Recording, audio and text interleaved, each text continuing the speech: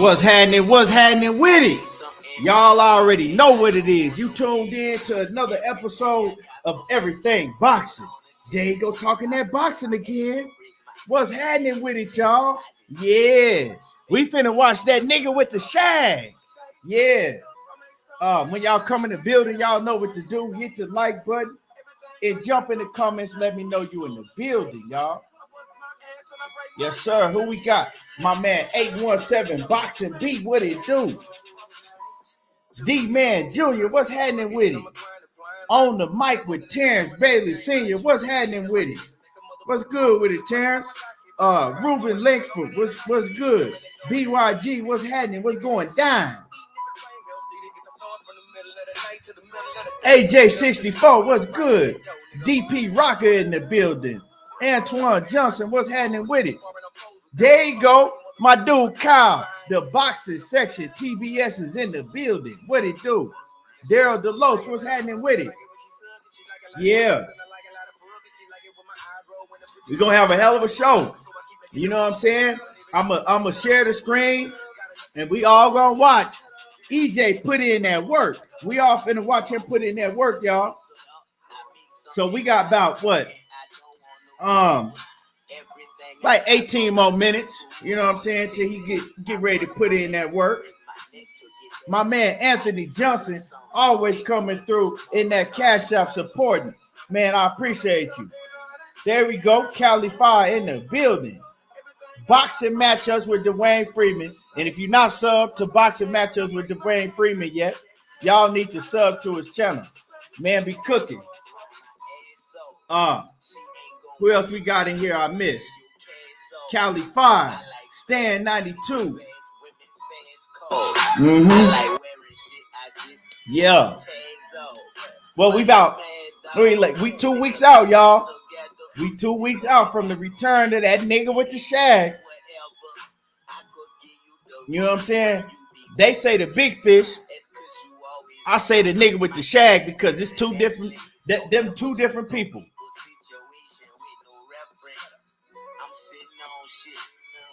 BYG said, do I feel Sean Porter a little salty still? Man, yeah. But it ain't got nothing to do with Errol Spence beating him. Y'all want me to let y'all know why Sean Porter is so salty? Is because Sean Porter is his daddy's son. But every time you used to hear Kenny Porter talk about Errol Spence, he held Errol Spence in a higher regard than he did Sean Porter. Y'all remember that?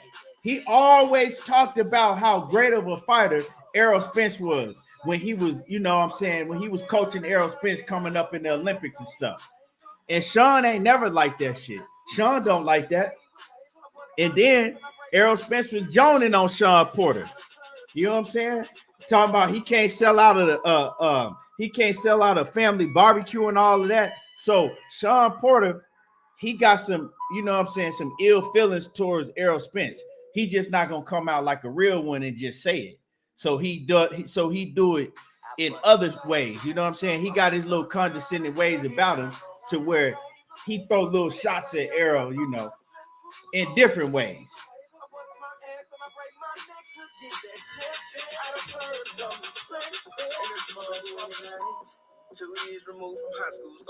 DP Rocker said, what? No, he didn't tell the truth. I never said he told the truth. When I say he told the truth.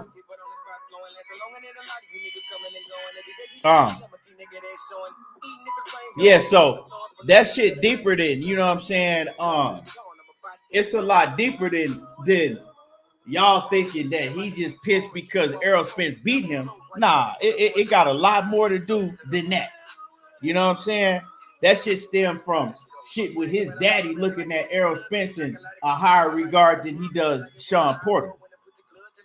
Y'all remember, his daddy never thought that Sean Porter could beat Errol Spence. He never wanted Sean Porter to fight Errol Spence until they start seeing Errol Spence out there, you know what I'm saying, acting the fool in the streets. Remember, Kenny Porter was the one was like, well, you know, if him and my son fight, won't we just have a non-title fight? Bro, non-title? So you want, Errol Spence is the IBF champion. Shawn Porter is the WBC champion at the time. And everybody calling for them two to fight. And you talking about, well, if we fight him, we can just do a non-title fight? Come on, bro.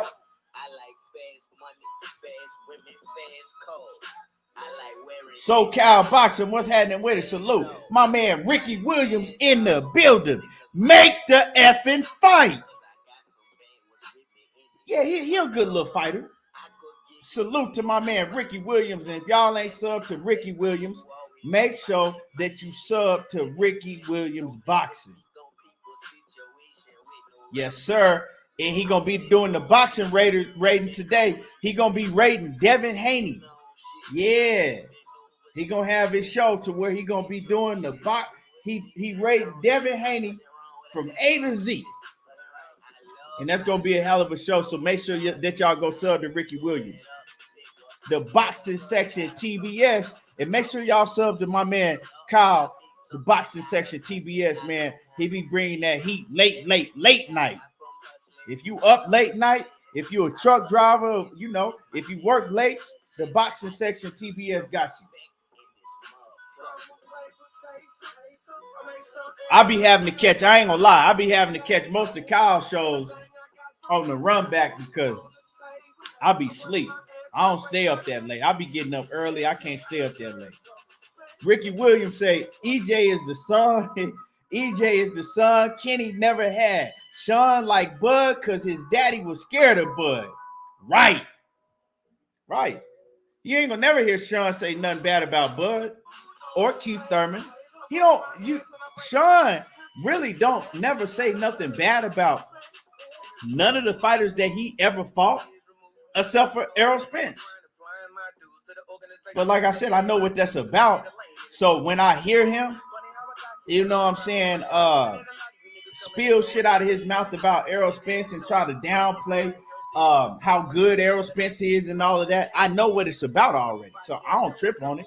You know what I'm saying? It is what it is. Antoine Justin, yeah, man. Errol told that boy, man, this dude can't sell a cookout. He can't sell out a family cookout. So, you know, yeah, what it is, y'all. He got that, he got that, you know, he bitter. But a lot of people don't realize it because Shawn Porter, he always say shit politically correct and with a smile on his face. Yeah, salute to Johnny Q. Say, there you go talking that boxing again. Yeah. Picasso in the building. What's happening with it? Oh, yeah, I got you, man. Put your link in the chat, Picasso. Picasso, I didn't even know you had a channel, bro. I'm gonna go subscribe to you myself right now. I ain't gonna just tell everybody else to subscribe to you. I'm gonna go sub to you right now. And make sure that y'all sub to the brother Picasso. Just like it say on the screen. Let me see if I can find you though, man. Because everything coming up but a YouTube channel. Yeah, you're going to have to drop the link in the chat because I can't even find you. I'm scrolling.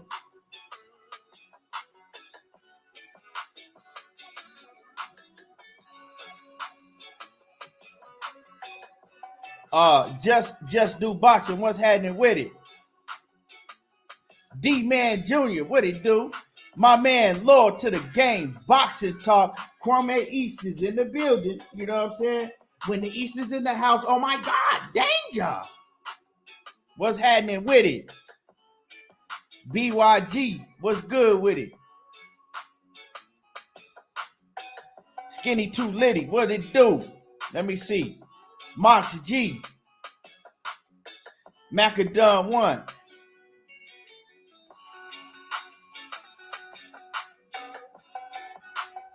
Picasso said he not up and running yet, got a commercial, but haven't put content yet. Man, you jumping the gun, Picasso. You got to get some content on there. But yeah, we gonna get people over there though. So definitely when you get your stuff up and running, how you want it running, you know what I'm saying? Let me know, man. Just let me know. I got you. My man Detroit BC in the building. What's happening with it? Jaron Davis, what it do? Opulent LD, what's happening with it? Yeah, so yeah. So we just waiting, you know what I'm saying, for EJ. We just waiting for EJ to get in the building. We gonna watch this, you know what I'm saying? We gonna watch him put in work, man. We gonna watch him put in work. Live media workout. We gonna watch him put in work. And we're going to talk boxing, too. We're going to talk boxing, too. A lot of things going on in boxing, y'all. You know what I'm saying? Man, I seen Devin Haney and Shakur Stevenson at the top-ranked gym. And, you know, my man, shout out to my man Daniel from the Boxing Voice. That's my guy. You know, he was interviewing Shakur Stevenson. And, man, Shakur ready. And then Devin came in the building, and Devin and Shakur, they got to chopping it up and stuff. But I told y'all on my last video that I put out, I said it's a top-ranked takeover. That Teofimo Lopez shit, that takeover shit, that shit dead. The top-ranked takeover is Devin Haney and Shakur Stevenson. I know a lot of people like, oh man, Top Rank ain't gonna do nothing for Devin career. I think he's going. Devin moving with Top Rank now. Well, he ain't really had no choice to get what he wanted to get. But I think that when he show out against George Kambosos twice, right? And I'm saying win because I didn't made my mind up, y'all. Right? At first, I was like, man, he going over there to Australia. That's going to be a tough task. But doing what he did, being as hungry as he is, that man ain't losing. When you that hungry, you ain't losing. He don't even, losing is not even in his mentality. And when you got a thought process like that, you very hard to beat. George Kambosos ain't got a chance. And the way that George Kambosos is moving, that man just want a payday. That man just want a payday. And he's going about it in a real ugly way. And what they say, God don't like ugly. God do not like ugly. They going about it in a real ugly way. And he not beating Devin Haney. Not the first time or the second time. And Vasyl Lomachenko, by that time, right, Devin Haney is going to be much bigger. So when he goes into the fight with Vasyl Lomachenko, Bob Arum ain't going to have a dog in the race. So a lot of people like, nah, he gonna fuck over Devin Haney so Vasyl Lomachenko can get that belt. Nah. By that time, Devin is going to be bringing that bread in. Devin is going to be way bigger. And so Vasyl Lomachenko is going to be the fighter going out the door. Bob Arum is going to be trying to do whatever he can to keep Devin Haney on his roster. Bob ain't no dummy. You know what I'm saying? Bob ain't no dummy. Bob needs new, young, black fighters, black talent.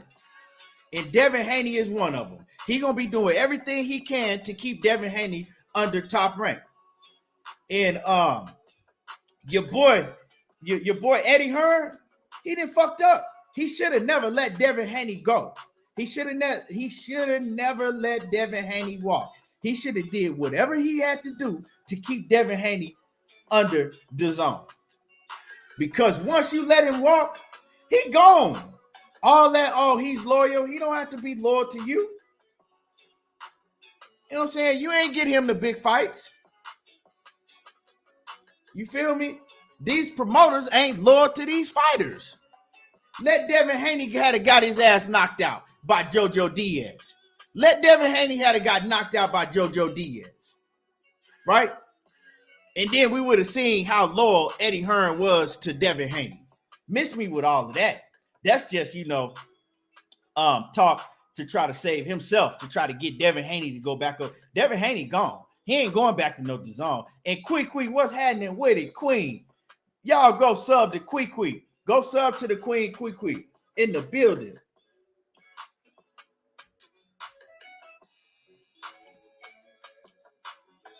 Yo, so that's a wrap for Eddie. Timothy Wells says, but Devin's in his backyard. He got to stop Kambosos to win, and he can. And can Devin still make the weight for 3 fights? Well, yeah, he could make the weight. You know what I'm saying? He's gonna have to get a nutritionist, and he's gonna have to do things like Errol Spence was struggling making weight for a long time with at 147.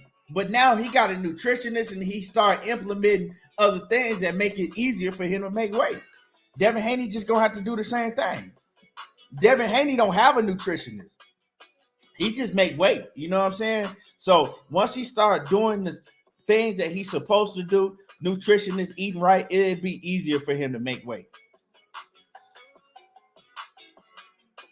Dank Father said, "Where you think he going after the third fight?"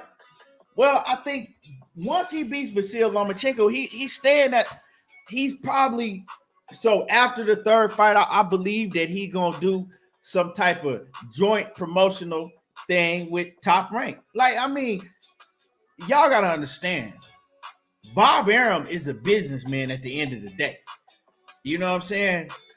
Devin Haney's still only 23. He'll be 20, maybe 24 by that time. He's still very young. You could do your business with Bob because you got ESPN, the biggest platform, right? Bob Arum don't really need to promote Devin Haney like that, because if Bob Arum tell Devin Haney to go on ESPN and go to this show and go to this show, Devin Haney gonna do it. The difference is that Terrence Crawford wasn't willing to do a lot of that stuff. So a lot of people comparing it to Terrence Crawford, he just wasn't willing to do a lot of that stuff.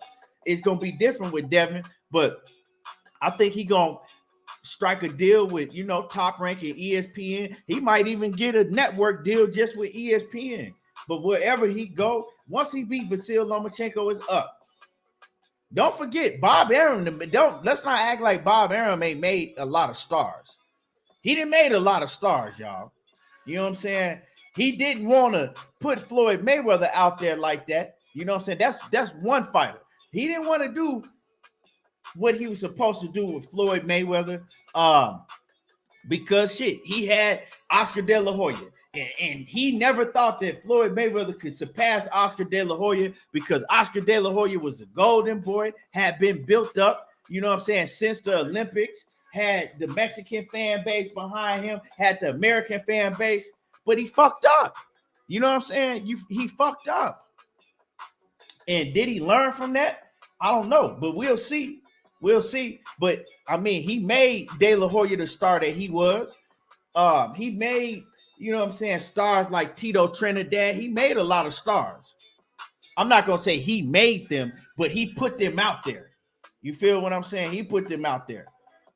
He had them fighting on the big networks. Picasso said Haney got Blu-ray. I don't know. He need to, but I don't know. We'll see. They said that they looking forward to working with Blu-ray in the future. So is the future now? We'll see. And y'all hit my like button. Let me go check these likes. You know what I'm saying? Let me check the likes. See where we at with the likes before we continue on.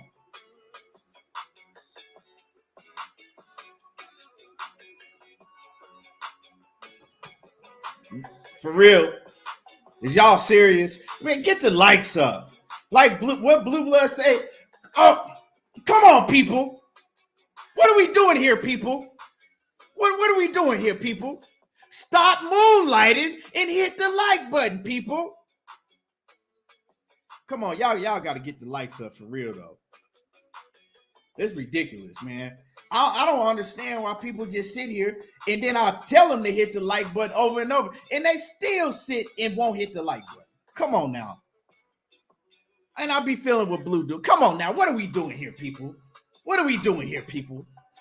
And salute to my brother Blue. Y'all get the likes up, though, for real. Shit don't cost nothing. Picasso says Bob doesn't have the strength anymore to promote. He just sits there and tell people shut the fuck up.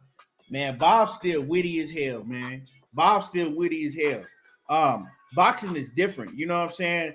Boxing is different. All the promoters got to do is run your ad on TV. You know what I'm saying? And don't do it 2 weeks before the fight gonna happen. Do that shit 2 months out. Run the ads on TV 2 months out, right?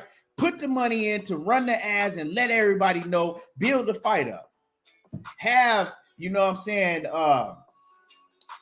like the face-to-face, even if it's split screen, like Floyd Mayweather and Gotti. Have the split screen face-to-face. Have both fighters talking shit. It's little things that they do. Have them go on ESPN platform. Have them go on these other talk shows. Yeah, but Devin and Bill, they gonna do all that shit they self regardless. You feel me? Devin and Bill gonna do all that, and not even so much Devin, like I said before. Bill gonna make sure all that shit done regardless.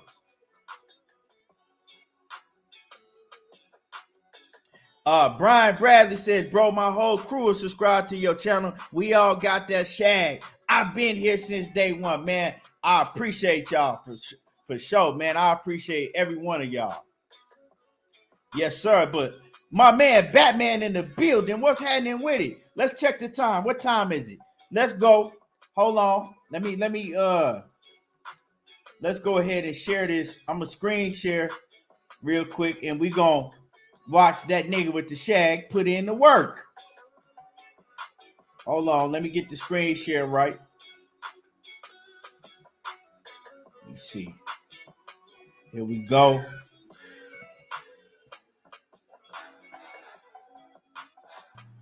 Let me fix this screen so I ain't cutting myself all the way out. There we go.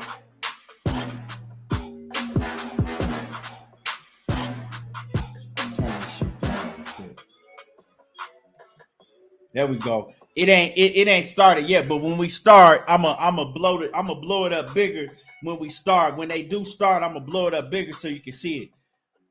Money Brown TV, what's happening with it? And I told that Money Brown TV, I got Devin Haney over everybody. And I had told that Money Brown TV, what's happening with it, money? Cassandra Mason in the building. The queen is in the building. Yeah, y'all ready to see that nigga with the shag put in that work? The nigga with the shag is back. Hey, Batman, man, Batman, your little dude look just like you. Look just like, I bet y'all look like twins at the same age. I bet when you was his age, I bet you look just like that. Cause y'all, that dude, man, little dude look just like you. And man, he putting in that work too, Batman. Have him straighten out that jab. Have him straighten out the jab, though. Have him straighten out that jab. But he putting in work. He looking nice.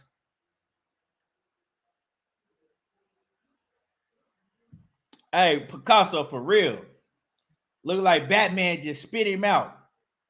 Dank Father says, nah, it's when Coach told Knockout, we gonna bet we make the fight. And I ain't talking about push-ups, nigga. Hey, yeah, I remember that shit. I remember that. Yes, sir. Money, what's happening with it? How you feeling?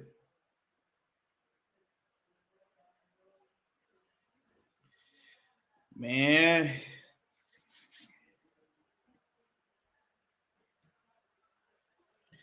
$817 Boxing B, what's happening with it? Nah, it ain't no goddamn big fish. It's not no big fish, 817. That's the big fish that's the nigga that was in there with Danny Garcia and Sean Porter. Nah, it ain't no big fish no more. It's the nigga with the shag. Them two different people.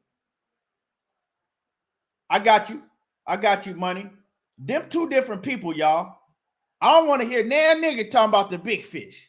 It ain't the big fish. It's the nigga with the shag. That's what it is, because them is two different things. Them is two different people. He could be the big fish after he grab that check. But for right now, it's the nigga with the shag. I got you right now, money. Hold on, I'm seeing it right now.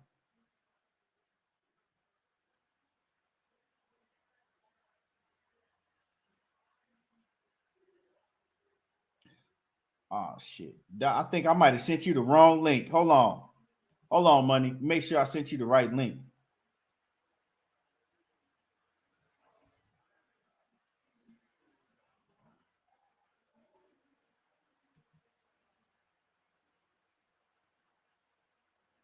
Yeah, I got you.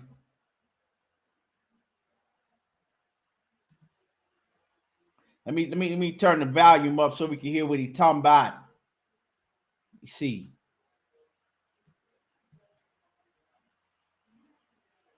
First time, what is it like? I mean, is it easier to deal with the layoff this time, or does it not matter to you? It was easier this time because it was a lot, stress on my body. Being an accident the first time, so the second time was a little bit much easier, and I already knew what to expect, and I already been training and focused, so I'm ready to go. So what is it like in terms of this preparation for your Dennis Ugas? If you can move this way, Errol, by all means. But what has this training camp been like for you, preparing for someone who's as tricky as your Dennis Ugas? He comes from the Cuban School of Boxing. He's 12-1 since he reunited with one Ismael Salas, and he made his return to the ring back in August of 2016. What's training camp been like? Training camp been great. Been having great sparring partners, man. Been training hard. Been 100% focused. Got nutritionists and things like that to make it easier with the weight cut. So everything been good. You are beloved here in your home state of Texas. What is it like once again having your name and the top of the marquee at AT&T Stadium in Arlington? You're a diehard Cowboys fan, and for the third time, you're making that ring walk yet again.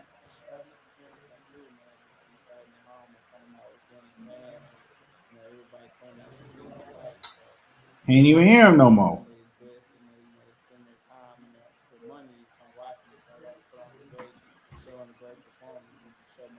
I don't know what's going on. Hoping this performance does and sets the rest of the welterweight division. His mic out.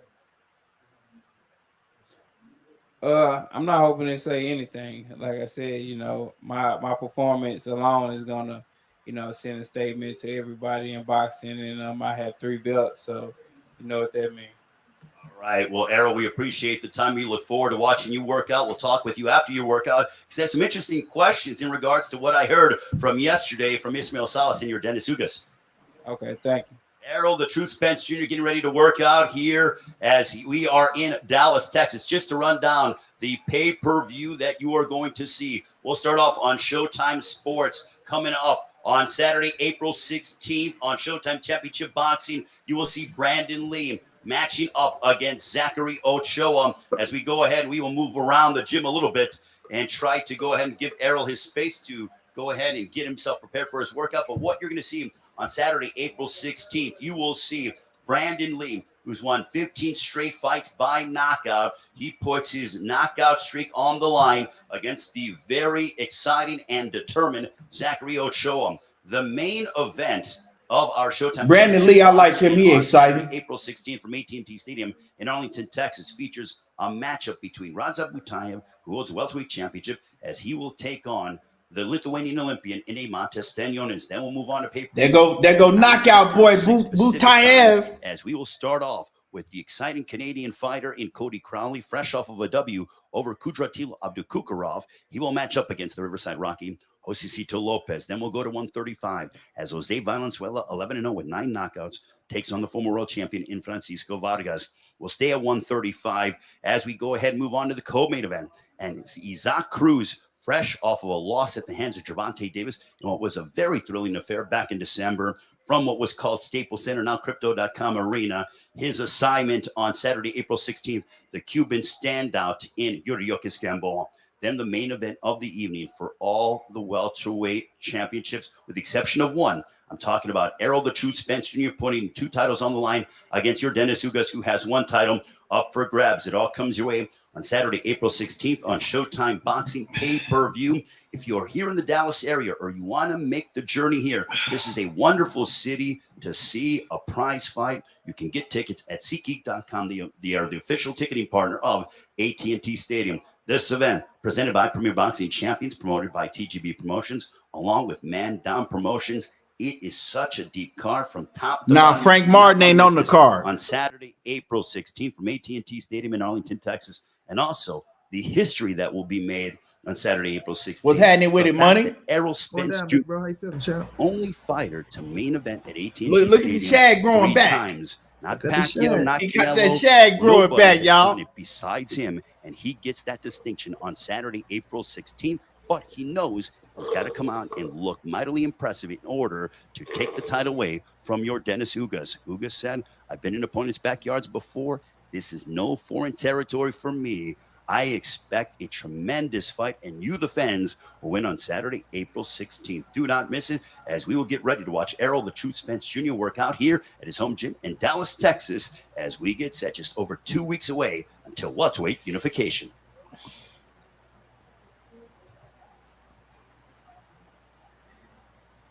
That boy ready. That boy make weight tomorrow if he want to. Man, that boy don't look dried up or nothing, do he, Key? Nah, bruh. That boy look good, man. I keep telling niggas talking about the big fish. Nah, the big fish was the dude that y'all seen in the ring with Sean Porter and goddamn Danny Garcia. This the nigga with the shag.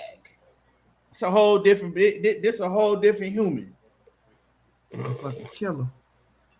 That's the nigga that want undisputed right here. They had all them boys afraid of him.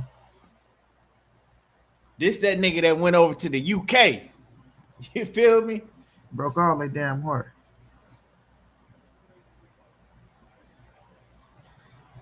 Hey, we gonna see what all the haters talking about when he go in here and you know what I'm saying, James put them hands on your Dennis handling some media obligations.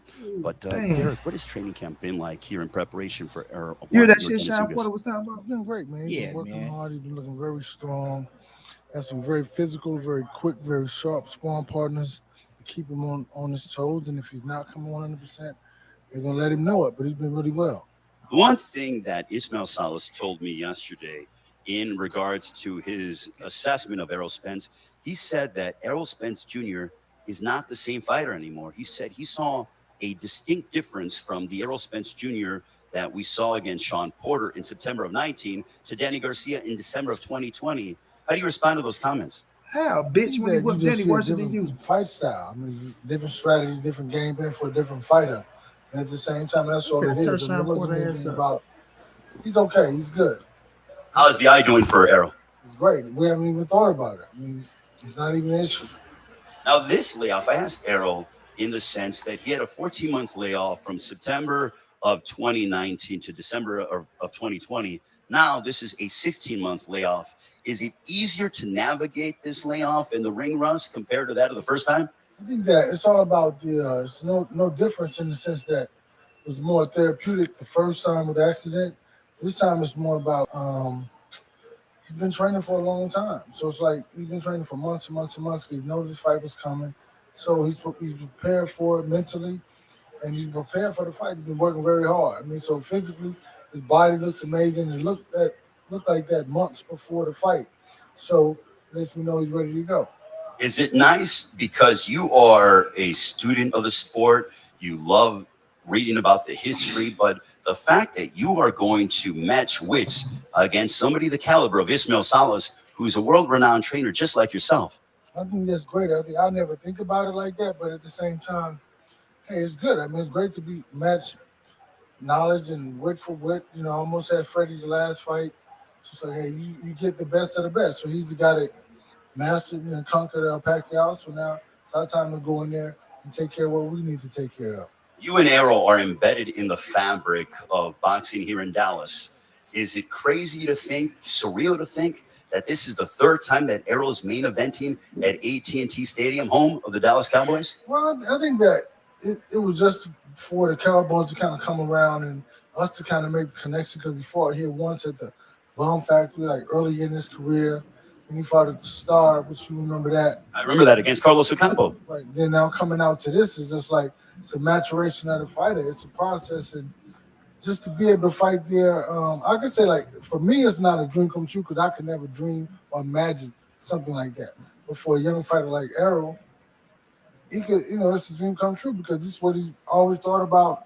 He saw Pacquiao fight there when he was in the amateurs, so now he's thinking, I want the same thing also. So, I mean, in his day and age, like when I was fighting, we really weren't fighting in the stadiums. You know what I mean? We may get in or football stadiums, that is. And so now it's amazing to be there, man. Can't wait. Is it special because this is the third go around? Do you like being there, and does it feel like home to you guys? And that ring walk, does this ring walk feel a little bit different compared to others? This is the most amazing, probably part of the whole event, other than the fight. To be embraced by the fans, the way you feel the energy.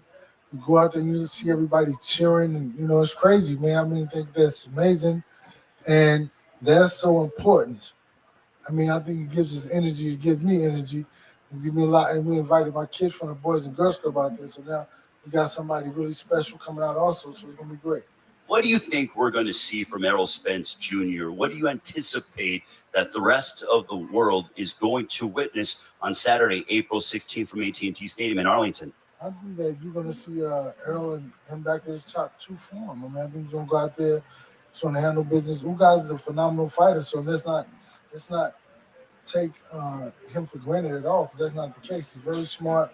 He's very intelligent. He has a very smart corner. I've always said that. A great corner. I've always said that. And we'll just see match wit for wit, skill for skill, and see really who is the true. I mean, because he's going to be unified champ after that. One more belt. That's what we want. So assuming all goes according to plan and Errol has his hand raised on Saturday, April 16th, does that then make the next assignment somebody that you want in the WBO welterweight champion of the world, Terrence Crawford? I think that's what I've been hearing everywhere. So we'll see. That's what he's been hearing. He wants to unify it. So it's the next step to that situation. So we'll see. Derrick, always appreciate the time. We look forward to seeing you throughout the next few moments, and then we will see you during fight week here in Dallas. Thank you. Derrick James, one of the best trainers in all of boxing, joining us here in Dallas. And we continue with our preview here in Dallas as Errol Spence Jr. Yeah, quick. It's finna be lit. I can't wait myself. Ladies and gentlemen, hearing from I Derrick can't James. wait. It's finna be lit, money. Is one of the best trainers in all of boxing. He is locked in, as is Errol Spence Jr. Errol claiming it was that more he Pacquiao being the shell is really and determined and extremely ready to go to put on a dazzling performance on Saturday, April 16th. We'll go back to Errol Spence Jr. meeting the media. I mean, I don't regret it. I feel like, everything happens for a reason. So, I mean, if I would have fought him, I probably would have, been blind in his eye and would have lost my career, So everything happened for a reason. I got to just take the punches and just roll with it. Let me ask you this, Earl. And currently right now in boxing, we're seeing They got the mini a shag. lot of younger generation fighters that seem to be taking, as far as You got the ducktail a shag. little bit more risk to chase glory. What is your initial thoughts when you see that? Shakur Stevenson, for example, him and Oscar Valdez, Devin Haney versus Kambosos. It appears as if they seem to be risking it all in order for them to get the unifications, get the titles that they want. What is your initial thoughts when it comes to that? Much respect to them. I mean, them dudes are, 23, 24 years old. If they lose, they can come right back and, win more titles and things like that. For, guys like me, we 33, 32, things like that. So time is not on our side. So, for us, it's, of course, it's about the legs and things like that, but it's about the payday too.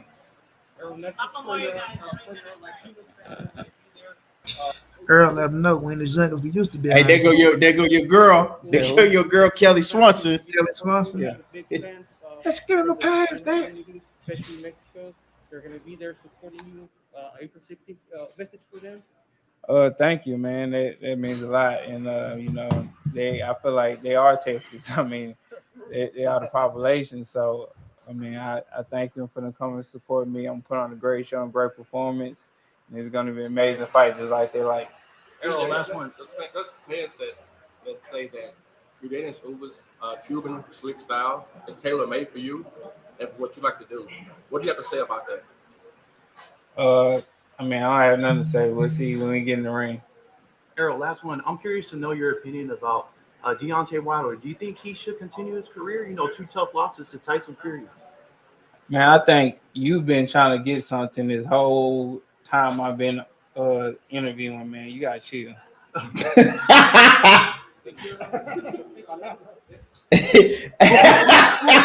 Who was that? Oh, okay. Oh no, read some of the comments. I don't know who that was. Damn. I wonder who was that, bro. I don't know. I'm gonna read it back on my phone real quick, bro. Me too. Oh shit. That nigga just got embarrassed like a mother. He'll do that shit to you quick too. Cause I didn't see him do that shit. I've been interviewed and I didn't see him do that to somebody. Remember, I told you about that shit, bro. He quick with it. If he don't mess with you, he gonna let you know quick. For real, dog.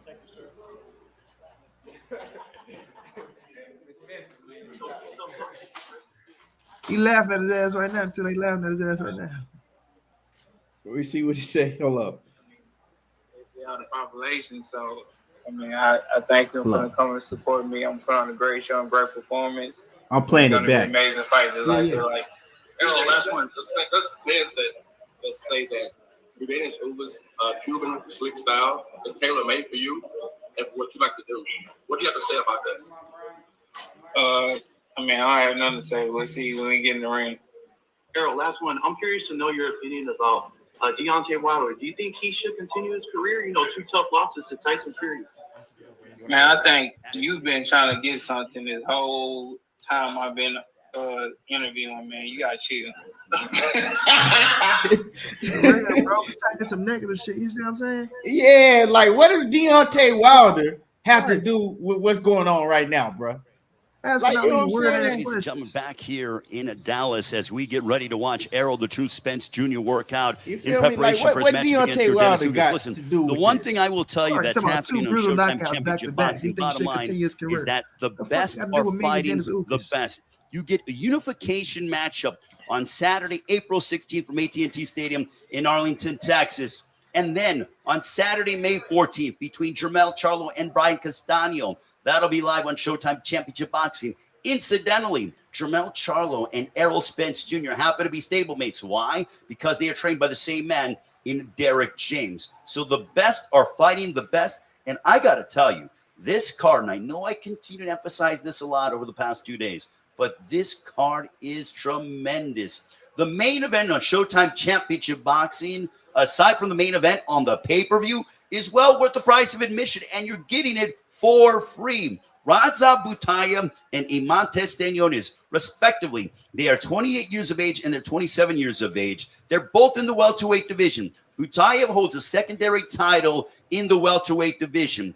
They both are undefeated. They're both focused. They're both determined. And they both don't like to take a step backwards. That is going to be a very exciting matchup. And then we get set for the pay-per-view.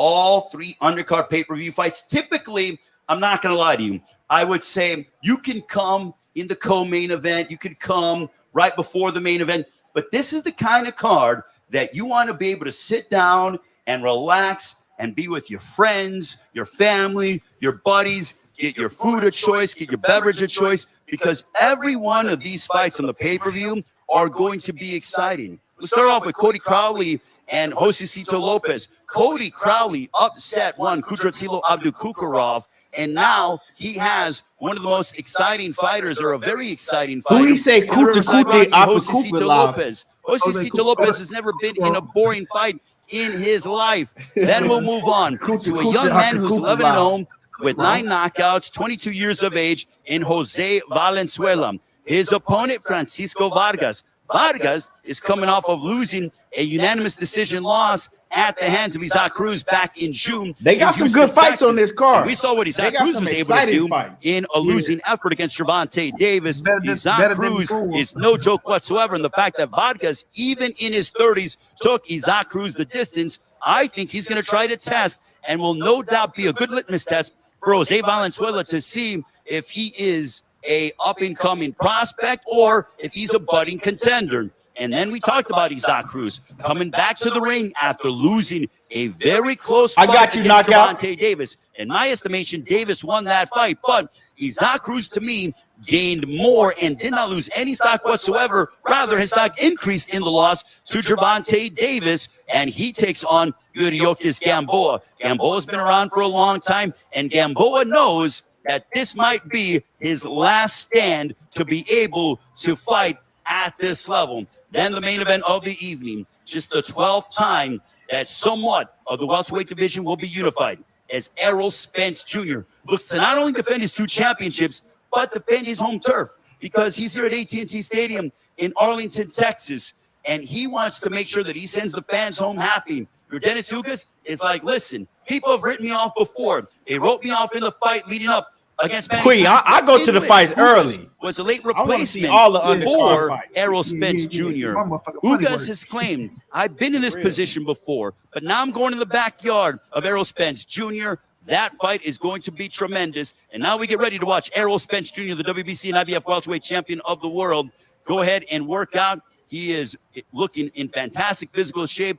His demeanor, he's very relaxed. He's focused. But there is this excitement here in the gym. I get to fucking with y'all. Y'all have me goddamn so drunk I can't make the fight. Saw lightweight sensation Frank Martin walking around, who was training beforehand, and he told me that Errol is ready. And no doubt, Errol Spence Jr. is looking to have a statement victory here against your Dennis Ugas on Saturday, April 16th, AT&T Stadium in Arlington, Texas. Going to be a story night of boxing.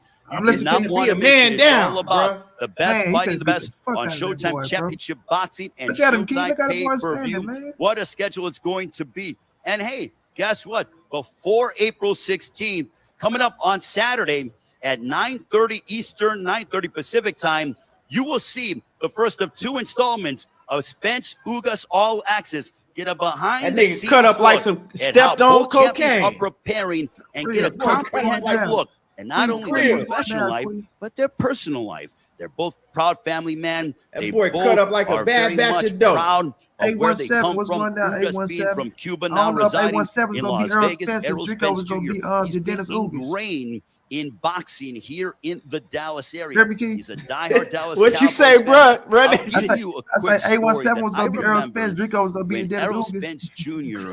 fought on the first TV stupid as fight hell, bro. of a matchup What's that wrong Jamal with you, Charlo fought Wiki Countford. That was in November of 2015. It was Thanksgiving My weekend. dog Jordan right And there. Errol Spence Jordan Jr. gonna get fought his on the own first connected TV league. fight at this place called the shit. Bomb I sent Factory you the here in link, Dallas, knockout. which was the maximum capacity of 2,000 people. Oh, there you Then, go, right there. about a year later, Errol Spence Jr. fought Carlos Ocampo. Knockout. I believe it was an eliminator fight. Fellas, that was what's at good? the What's Cowboys good? practice What it facility, do? nearby What up, in not in Arlington, but it was Looking here at this in goddamn I forgot G.I. where it Joe was here in on the the Dallas screen and area. shit, I man. got you, coach. It was Frisco, Texas, where it was. Hey, I stand man, corrected. knockout. And That he had boy about ripped 8,000 up, or 9,000 people, knocked out Carlos That man look Ocampo like with a goddamn vicious Black body Panther with no shot. costume People were on, bro. thinking, oh man, Let's go. what Let's go about down, Errol let's go. possibly fighting at AT&T Stadium? Well, you put it out into the universe, and the law of attraction, manifestation, however you want to call it, it I happened. don't understand, Because bro. Errol Spence Jr. main evented for the Cowboy first time Stadium is in turning to March be of out to be the mecca, 2019 one of against the Mikey Garcia in mecca front of of boxing, bro. nearly So when people be like, 50,000 oh, people. Errol I was at Spence that only event. wanna fight It in was Dallas, electric. It was a whoever moment that I will fighting him always remember. reaps the benefit to you, 47,000 fans watched Put in Errol more Spence money. Jr. collide against Mikey Garcia. Right. And then unfortunately, or not fortunately, but unfortunately, Errol Spence Jr. main evented. Yeah, at man, AT&T Dallas Cowboy Stadium. in Arlington in December Errol of turned 2020 that shit against into Danny Garcia. I Errol say turned that unfortunately shit. because it would have been Because a before, tremendous I mean, crowd it had was not what been Manny for Pacquiao COVID had fought in restrictions. Dallas So there were Cowboy COVID Stadium, restrictions, and which is why twice. maybe we had Margarita, about, he fought I think, Margarita 14, when he 15 fought, yeah, the he best fought one, but Margarita. I guarantee you, And, had there not been Manny COVID restrictions, Pacquiao- Cody, had he a lot fought more Cotty fans in too, Joshua attendance. But Cotty. now Yeah, yeah. that things are 100% But then after that, open, we ain't I really had cannot cats wait to fighting see at the Dallas Cowboy attendance Stadium. for Errol Nope, Spence I think Jr. and your Canelo Dennis fought Ugas. there once And before guess this what? Billy If Joe. you cannot be there Yeah. But I don't in think Arlington I think and I might be join wrong. us live in No, person, no, I think all you Canelo have to first do time fighting is there was order on Billy Showtime Joe. pay-per-view Billy Joe in the came right comfort early of one your time. own Early home. fought that motherfucker, Relax, shut that bitch enjoy up. The stellar See, he night looked of boxing. now. It He all looked comes like your he way did in back when just he over was 2 with weeks' time Blu-ray. on Saturday, April 16th Boy, on Showtime pay-per-view. Before Ugas we gonna get to get Spence and fucked Ugas, up. April 9th next week, Man, it'll be a and we about to matchup see at that shit in person. 154 Coach, featuring what's the happening? Towering Inferno, Man, Sebastian he about to Fundora fuck taking that on boy up, Erickson boy. Hammer Lubin, and we continue to get ready That boy for look Tell Errol me, like he looked Spence like he Jr. did workout when he here was with in the Blu-ray. Dallas Yeah, area. boy, he look like Spence the and real. Ugas He on look like Showtime he pay-per-view, was April back in the 16th day, from Jack. AT&T Stadium in Yeah, Arlington. When he was that boy whooping on just, Algeria. no, when he just on this shit. Yeah. Bro, people gonna watch. I'm telling y'all, people gonna start putting some respect on this fight to be fit. People gonna start putting Earl some respect Shacks. on his name, bro. Right. Bruh, that boy is shredded right I now. know Like, he don't do. I know he he don't do strength and muscular, bro. conditioning. He don't do strength and conditioning for Regis, but he was Regis nutritionist, and y'all saw how good Regis looked, bro. Right. And he doing both for Spence. Shit, y'all see that shit, bro. You can see the results already, bro. Shit about to be lit, man. Boy. I mean, I give like credit to the strength and conditioning coaches. It's just Errol Spence when he on his shit. That nigga just he know what he need to do to get to where he got to get to. Yeah, but Y'all think Bud gonna be at the fight? Hell no, You don't I think he hope gonna so. show up? hell I no, hope he ain't so. coming, bro. he ain't might coming. if they He's not he coming. probably will be there. And That egotistic motherfucker ain't coming. I bet I money don't he know. don't They He show was was up. putting at his that last pressure on fight. him He last might go. time he showed up, though. I bet money his ass don't show up. I don't know. He probably will, especially if he signed that deal with PBC. I bet money he don't show up, coach. I don't know, bro. Too 817 egotistic, bro. said Bud ain't coming back to Dallas. What Now, when they fight? if it was somewhere else, he probably would have. But I don't think that. When for they that fight, reason- they gonna fight at the MGM probably. Oh hell yeah, they going to Vegas. That nigga ain't going to Dallas. Them tickets gonna be motherfucking high as hell. I don't give a damn. I'll sell my house to be Man, there. them I motherfucking don't tickets. even want it when they fight. I don't even want the fight to be in Dallas. Let them have shit. Put that shit in Omaha or a neutral field, bro. Nah, they gonna have Girl it. ain't They going gonna no have that damn shit in Omaha. Vegas. Nah, I ain't going no more. They gonna have it in Nah, I Vegas. know. I'm just saying that. I'm just saying, like, I don't want no excuses, bro. Man, Put that shit in the them backyard. tickets Put gonna that be shit higher anywhere than you a want. dope head on fentanyl. Yeah, Them Dallas motherfucking though. tickets gonna be higher than a dope head on fentanyl. That Them motherfucker gonna tickets be gonna be high. that motherfucker gonna be in Vegas. That's what it's gonna Yeah, be. that shit gonna be. Yeah, it's definitely gonna be in Vegas. Shit, fucking Vegas. It might be popping, but Vegas, shit, Dallas Cowboy Stadium is way bigger than wherever they're gonna have. Ooh, it. what if they put that? Hey, what if they Bud ain't put never won a Dallas it fight. in the Raiders Stadium? What if they put that joint in Yeah, the that's Raiders too. Stadium? Yeah, but it's Yeah, outside, huh? It's covered. Bud, coach, when I tell you, Got a dome on this Mac would never, ever agree to fucking fight Errol Spence in Dallas, bro. Well, the whole thing about it is, if you sign with PBC, you're gonna fight what they tell you to. Nah, Bud gonna have some say so. He ain't fighting in Dallas. Yeah, they're not gonna fight in Dallas, coach. Man, that's closer to Omaha than fucking Vegas. Coach, it ain't going to Dallas. It's going That's to what Vegas. I'm trying to tell y'all. You can Terrence drive from Crawford Omaha is to not Dallas. fighting in Dallas. That's a fact. That ain't no fact, nigga. How you know That's it's a fact? fact. And you know what? He shouldn't have to, bro. He shouldn't have to fight in Dallas. Listen to the way Bo Mac talk. Listen to the way Terrence Crawford talk, coach. It'll let you know. Ashley's Corner. What's happening with it, Queen? Well, just like you got, they go to neutral ground.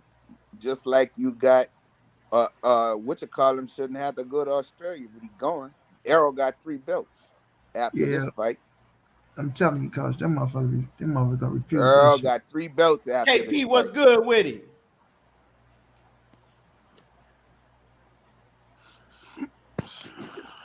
Errol is the A side. Yoda Wise, what's happening? Of course, he's the A side coach, but that motherfucker Terrence Crawford ain't coming to Dallas.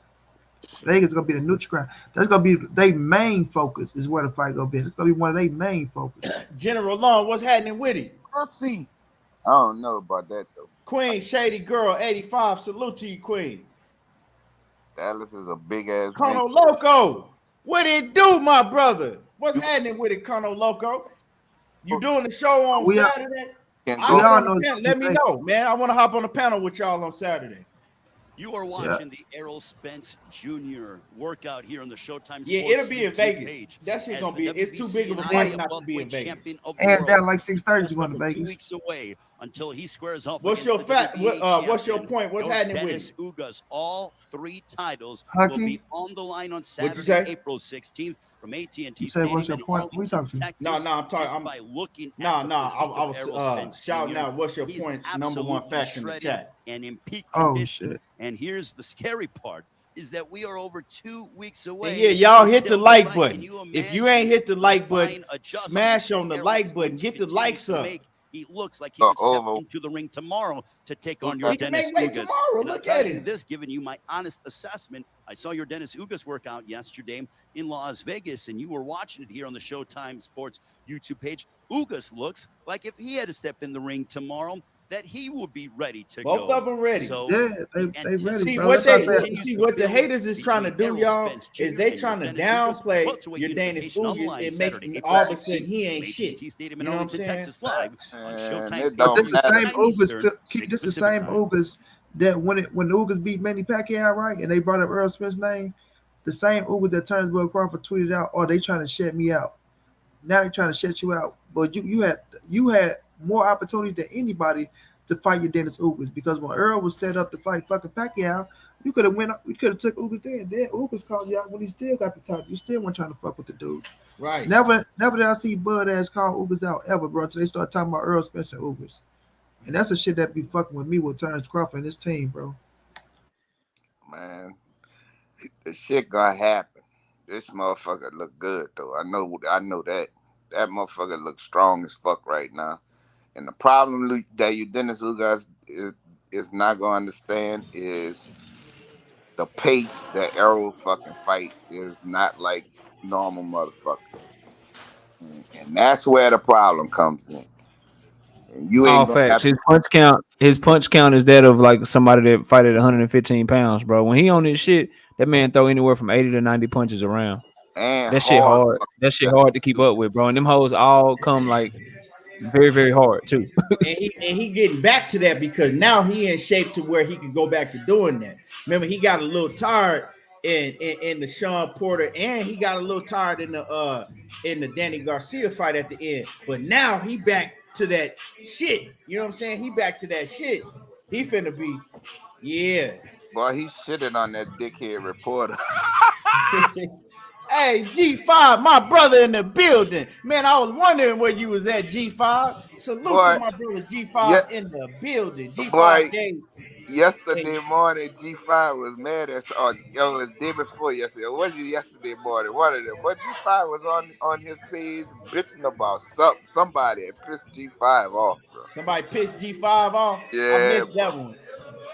I missed That that G5 one, man. was I G5 wasn't was on feeling at good 6 in the yesterday. morning, bro. I was feeling like shit all day yesterday, man. My allergies bothering me bad, bro. I think Man, it was the day before yesterday. G5 was fucking pissed off at somebody, bro. I felt like I had a fucking stomach, bro. I don't know if I ate some bullshit ass food or what. Yeah, I better get y'all some sea moss, man. Sea moss, I coach. gotta make. I gotta make mine. I gotta Coach, make I some swear, more. coach. I was looking at that, coach. I'm gonna get some, coach. Yeah, Where I gotta get it make from, some more. coach? Shit, my wife can mail you some. Tell her, please, bro. She part of a company. Where it come from? Jamaica. Okay. Is it the golden color sea moss? Yes. Yep. What I do, coach? Just eat that shit. Nah. I'll tell you how to make it money. I'll be letting mine sit in spring water for 2 days. Coach popped out. All right, Key. When I get that shit, I'm gonna hit you up. G5 said it's cool. He said he can't stand sucker behavior, and he said he gonna call it out. I feel you. You, man. What happened, G5? Yeah. Where was that? I gotta go check it out. What happened, Key? I'm gonna have to. Hey, it's a whole bunch of sucker shit and suckers that's on this YouTube, man, behind these phones and shit. Man. Tell me about it, bro. But Key, what happened? G5 went off on somebody? I didn't see it. I didn't see that one. Yeah, actually, he right. Like he right. He didn't look nothing like this especially in the Sean Porter fight. Yeah, but Sean Porter, old punk ass, he snapped that. I can't wait to find the clips. I'm finna dog his ass out. Especially in the Sean Porter fight. Bro, I ain't gonna lie. I show y'all the picture all the time in the Sean Porter fight. He looked like a shell in himself. Yeah, Now- still with his ass. But wait a minute, Keith. And still Go ahead. whooped him though. But And you're- still whooped him. Yeah, that's what he's talking about. And that's why I'm telling people when I said when he said he got to do everything, don't leave no stone unturned to beat Errol Spence. I just took that clip, but you talking that shit and you didn't have that preparation for Terrence Boyd Crawford. And then not only that, you talking about he said some shit, but Errol Spence looked like the same Errol Spence that fought him with Danny Garcia. He beat Danny Garcia worse than any nigga ever beat Danny Garcia. Even y'all little short picklehead ass when you won the title. Come on now, bro. Stop playing.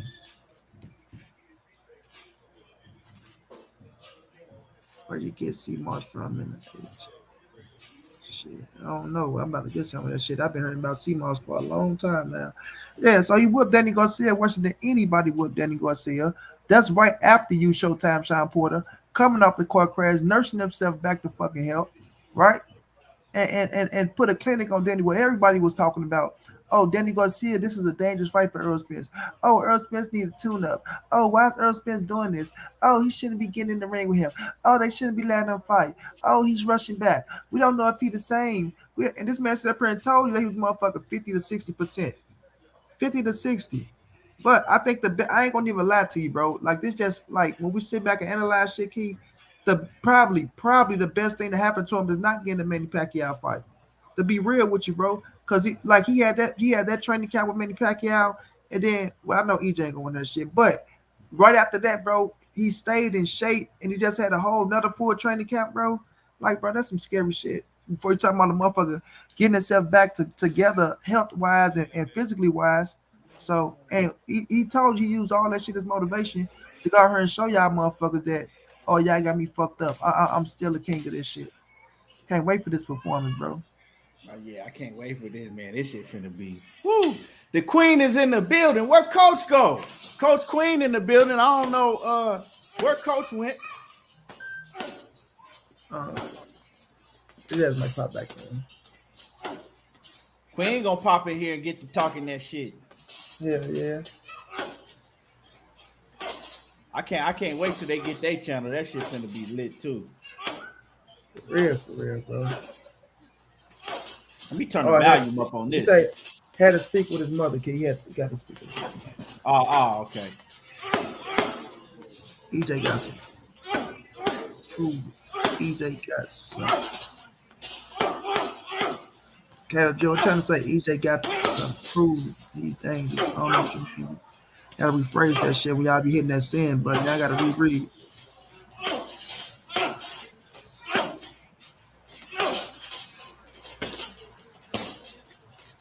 That shit sound like a shotgun going off in that motherfucker.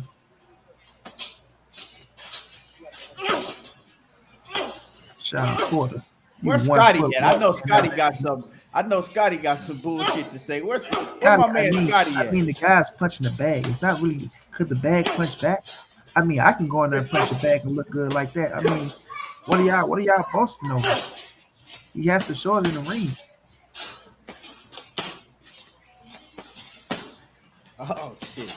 Did you look at Uga's shit yesterday, Key? Because I did. I did. I missed Uga's workout yesterday.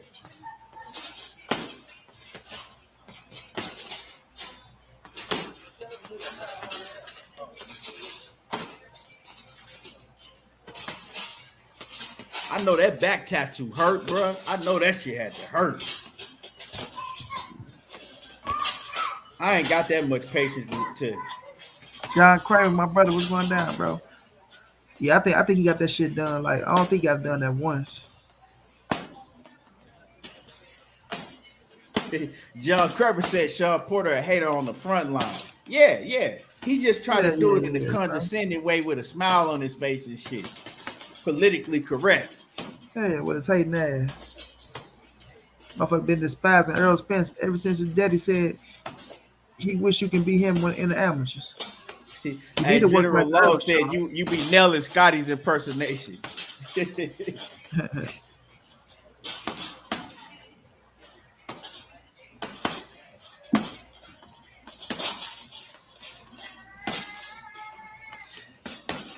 Man, we about to enjoy this shit, Key. Look like he punching hard with minimal effort. That shit flowing, bro. You can hear that shit.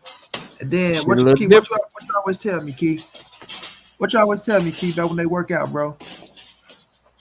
Yeah. So what you want to do is you want to look and see if he taking pauses in between. He ain't taking no pauses. Straight work.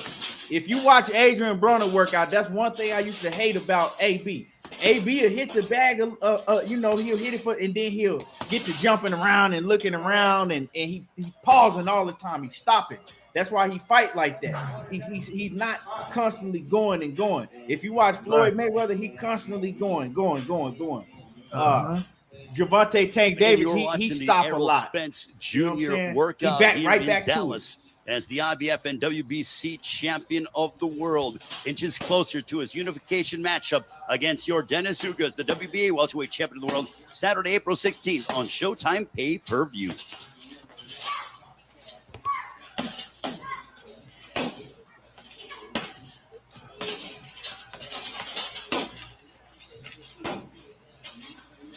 Right, Ash Queen, right.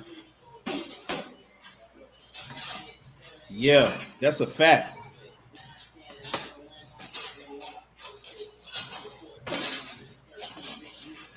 Yeah, see, they do that because they don't have stamina to keep going and going. Get to hopping up around the bag and looking around. Like, what you looking at, bro? Get to work. My folks can't beat me, bro. They can't beat me. Yeah. Only man, Big Bro. Only man, Big Bro can do this type of shit right here. Yeah. I fell all the way out. Big Bro and cares about your ass no more. What he said again? What AB said again? Money. This type of shit only man Big Bro can do.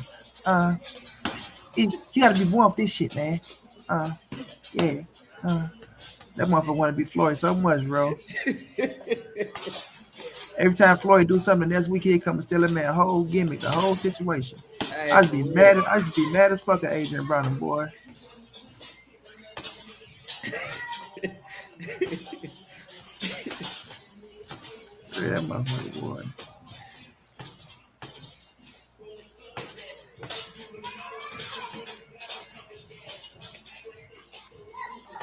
And he just working, you know what I'm saying? He giving light work for the cameras right now. Yeah.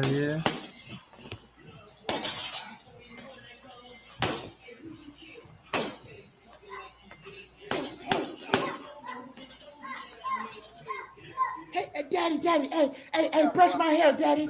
Hey, daddy. Brush my hair.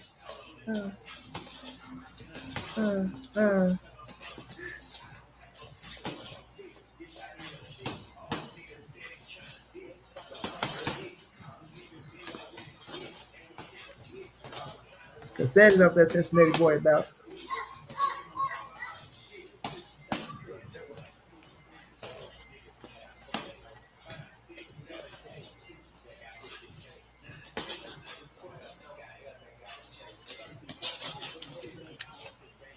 How y'all think he gonna fight Ugas? You think he just gonna go to the, you know what I'm saying, walk him down and just go to get him up out of there? You think he gonna box him? Nah, because Ugas gonna try to meet. Ugas gonna try to meet him with that intensity, bro. I think Errol Spence intensity gonna be too much for Ugas, but Ugas gonna try to body shot with him, bro. You know, Errol come out working that jab strong, straight off the back. Working that jab, going to that motherfucking body on his ass. And Ugas gonna try to match his intensity. And Ugas that motherfucker got good stamina, bro, to go. But I just think EJ gonna be too physical for him, bro. He's gonna be too physical. We're gonna see Ugas ass slowly face starting getting beat the fuck up. See, he right back on it. He ain't taking, he not even taking his minute break. He right back on that shit. He get some water and come right back and get to working again. It's gonna be a battle of the jab though, because Ugas got a good little jab, but I just think Errol got the best jab in boxing, bro. Because he doubled that shit. Errol don't just throw that jab at one. That motherfucker double it up, triple it up, do everything off the jab. But that body work gonna be something vicious on Ugas' ass. Yeah, I agree with what Money said, bro. I see him. It's gonna be the battle of the jabs early. Once Errol establishes jab, it's walk him down, bro. Yeah. Just walk him down after that. But it's gonna be a battle of the jab. He gonna be, since it's a southpaw, since it's an open stance matchup between the southpaw and the orthodox fighter, they're gonna be trying to jab over the top of each other. And then once Earl, if assuming he wins, right? Once he's able to establish that jab, and his jab is getting there before Ugas's jab, and he's popping Ugas' head back, he gonna start stepping in with them hooks to the body that he love to throw. And then after that, it's downhill from there. If Ugas can't keep him off of him, bro, it's gonna be a problem, and it might be a problem early. It just depends on how strong Ugas come, because Earl gonna meet him in the center of the ring, bro. What I think he weigh right now, I think he probably like 155, 154. He 2 weeks away, right? He 2 weeks away. Yeah, he probably like 155. Yeah, you right. Between like 155, 160, somewhere in that range, right there. And I'm very curious to see Uga's body work on Errol Spence, because Uga go good in there. He do good body work too. Right. Big Cono, what's happening with him? Man, what's good with your key, man? Monty Brown, Knockout Boxing 86 TV, what's good? Cono, what's going down, my brother? Chilling, Cono. How you doing, bro? I heard y'all talking about the matchups. I feel like, man, give me a link, man. See, the thing with Ugas, man, is people make a lot about him being Cuban, but he don't even fight like a Cuban style. Nah. Ugas don't be, he don't box like a Cuban. He likes to apply pressure and stuff. He aggressive. Him Yes. and Gamboa, too aggressive for him and Gamboa was too aggressive. Both of them was aggressive. Oh, there go my dude. That's my dude. Uppercuts boxing. There go uppercuts boxing up in there. Right, Key. He was. They just put the camera on him. He in there. Man, but that aggression gonna get him hurt, man. Cause that jab gonna meet him every time, man. It's gonna hurt a lot more than if he tried to box on the outside. Cause he gonna run into that piston. There he is, right there, sitting down behind EJ. Okay, and I want y'all, man. If y'all, I want y'all to go subscribe to Surgical Boxing, man. The way he break, he up and coming. He on the rise, but the way he break down the fight and how he showed EJ, man. Oh my God, like he showed how EJ privy to punches, bro. How he can get in range and get out of range of that shot point. Oh man, it was just a beautiful art of work, bro. What's his name? Surgical Boxing, bro. Surgical Boxing. Yeah, I'm gonna bring him on the show. We're gonna help him grow, but man, he's somebody like I enjoy his work, bro. He ain't known now, but he will be. Yeah, definitely. Mm-hmm. I don't see this fight as close as some people see, man. I just don't see it, bro. Me neither, Cono. He got a picture of Manny Pacquiao up there. Yeah. Y'all don't say that. Don't say that. Y'all giving them the sauce, and then you know what I'm saying. Don't say that. Just let them think it. Let them think it's a close, tough fight, bro. Let them think that, bro. My man, Knockout. I can't lie to the people, bro. I got to tell them how I feel about it. I got to let them know how I see the fight playing out. You know what I'm saying? I mean, especially grown ass men, kind of they gonna think what they think anyway. They gonna go, nah, Earl ain't the same. And they gonna come out on that blurred Cobb shit. Guess what, Monty? He ain't the same. He better. He better, bro. Don't tell me this, bro. What? Blue Blood, hold on. Let me see what Blue Blood talking about. He say he got a video he just came out with right now. It says revealed. Yordanis Ugas ruptured bicep surgery ahead of Errol Spence Unification Showdown, April 16th. Oh, come on, man. Get the fuck out of here, man. It says in the description, it says boxing star Yordanis Ugas reveals and admits to rupturing his bicep 3 weeks prior to his massive showdown with legendary and 8th division world champion superstar Filipino iconic boxing. So he had that shit. He said he did it 3. Remember, we was talking about that though. Remember before the Manny Pacquiao, we was talking about his bicep. It didn't look right. Yeah, so this is something that he had, prior to 3 weeks prior to the Pacquiao fight. So is he that talking surgery about? been out the way though? That surgery been out the way. Don't bring that shit up. Yeah, nah, it ain't stopping the fight. Money was about to have a heart attack. Hell yeah, knockout like it says champion superstar Filipino iconic boxer Manny Floyd Pacquiao. tough competitor Mayweather. Nah, bro. He's just talking about he had surgery right after he beat Manny Pacquiao. But the fight is still on, bro. He good. Money, he good. Calm down, Money. Don't do it. Yeah, Money bro. about to be Tell mad him, all man, day. quit Like looking that at the blue. media, man. Quit looking I at don't this, wanna- what I the don't- media he posts. That's fought Manny bullshit. He fought Manny Pacquiao with that shit. I don't want to hear no excuses. No excuses, none of that shit. Like, don't even. Right, knock. I got nerves in the motherfucker. I done dealt, boy. Oh Lord. Mr. Mechanical said EJ about to let the truth be told in his Zero voice. Zero the motherfucking crooked boy. That's my dude. That's my favorite rapper. Zero the Me Crooked. too. Me That's too. my favorite rapper. It's time to let the truth be told. Real talk. Bitch, you ain't gotta call my phone. All you can leave me alone. I just want my money. And man, one of these nappy head hoes gonna get nothing from me. Hey, that what you know about that I Found Me though? That I found me, boy. That's my anthem. Right, that's my shit. But that I'm Alive is a close second. I like that I'm Alive. I like the hook on it. Yeah, that I'm Alive though. Man, people sleep on that Mo City Done. Man, Zero. I was so I was playing it. I was playing Zero when we was remodeling the house. My pops was over, and he was like, "Man, who is?" He was like, "Man, I like him. He go." Yeah, Zero, man. Man, hey Key, I'm glad we got that in common, bro. Hey, and Queequee, if she's still listening, will tell you Zero is my favorite rapper. Period. Yeah, that's my favorite rapper. Zero and Pimp C. Zero and Pimp C. But Zero, my favorite rapper, still living.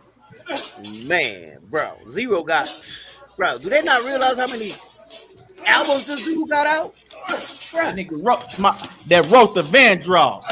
Man, tell him about it. You know what I'm talking about? Y'all bitches can't stop my grind. I see him cut Boxing Nation right there, Key. Yeah. You see him? Motherfucker, Drake got his whole style from Zero. He said he did. And he still can't fuck with Roe. Shit. Still can't. That boy look like a cocky ass Conor McGregor back there. Man, boy. Yeah, Mr. Mechanical would have put a beast out of me with that Zero now. Shit. Hey, James, Killer Carleone, that's my nigga. He go hard too. Killer go hard. Mm-hmm. But Zero, he's so versatile. You know that's why I fuck with Mo 3 so heavy, because Mo 3 was like a Zero. Yeah. New age. He was like a new age Zero. It's a damn shame he had to depart us early, man. God. Right.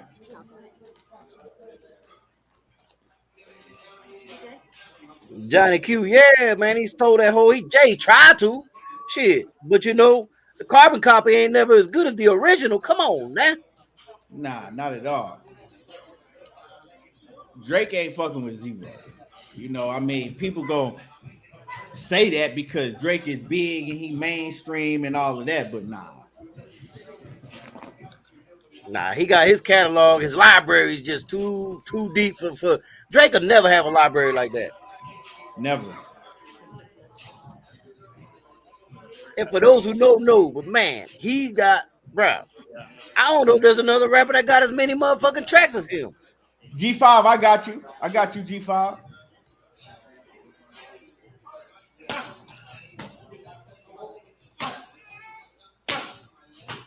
Did y'all see that Derrick James interview that he did with Brian Custer? I got yeah, I seen it. I did see it. Yeah, how he broke down why he don't believe in combination punching and why he don't teach it and shit. Yep. That shit was fire, bro. Oh, by the way, Key, you invited every Saturday, man. I don't care what Saturday it is. You're always welcome, bro. Shit. Yes, sir. All you gotta do is say the word. Yes, sir. You know I be having my kids and my son, but he'll be with his mama this weekend. So yeah, definitely. Oh man, I ain't got the problem, man. Mine are grown already. I got grandkids. Shit. I got one grown one. The rest of them little. Well, not little, but you know. Well, James, the way he broke it down, bro. He was saying that combination punching doesn't make sense because once you throw a punch and you land, so let's say you throw a jab and you land it, you pop the person head back. The punch that come behind that is the 2, right? You're straight. That's right there where his head is supposed to be. Since it's already back, you can hit him with the straight. But then most people try to teach a 1, 2, 3. So jab, straight, hook. And when you get ready to throw that hook, by knocking the person head back, you overextending on that hook, bro. That hook is not gonna be there for you.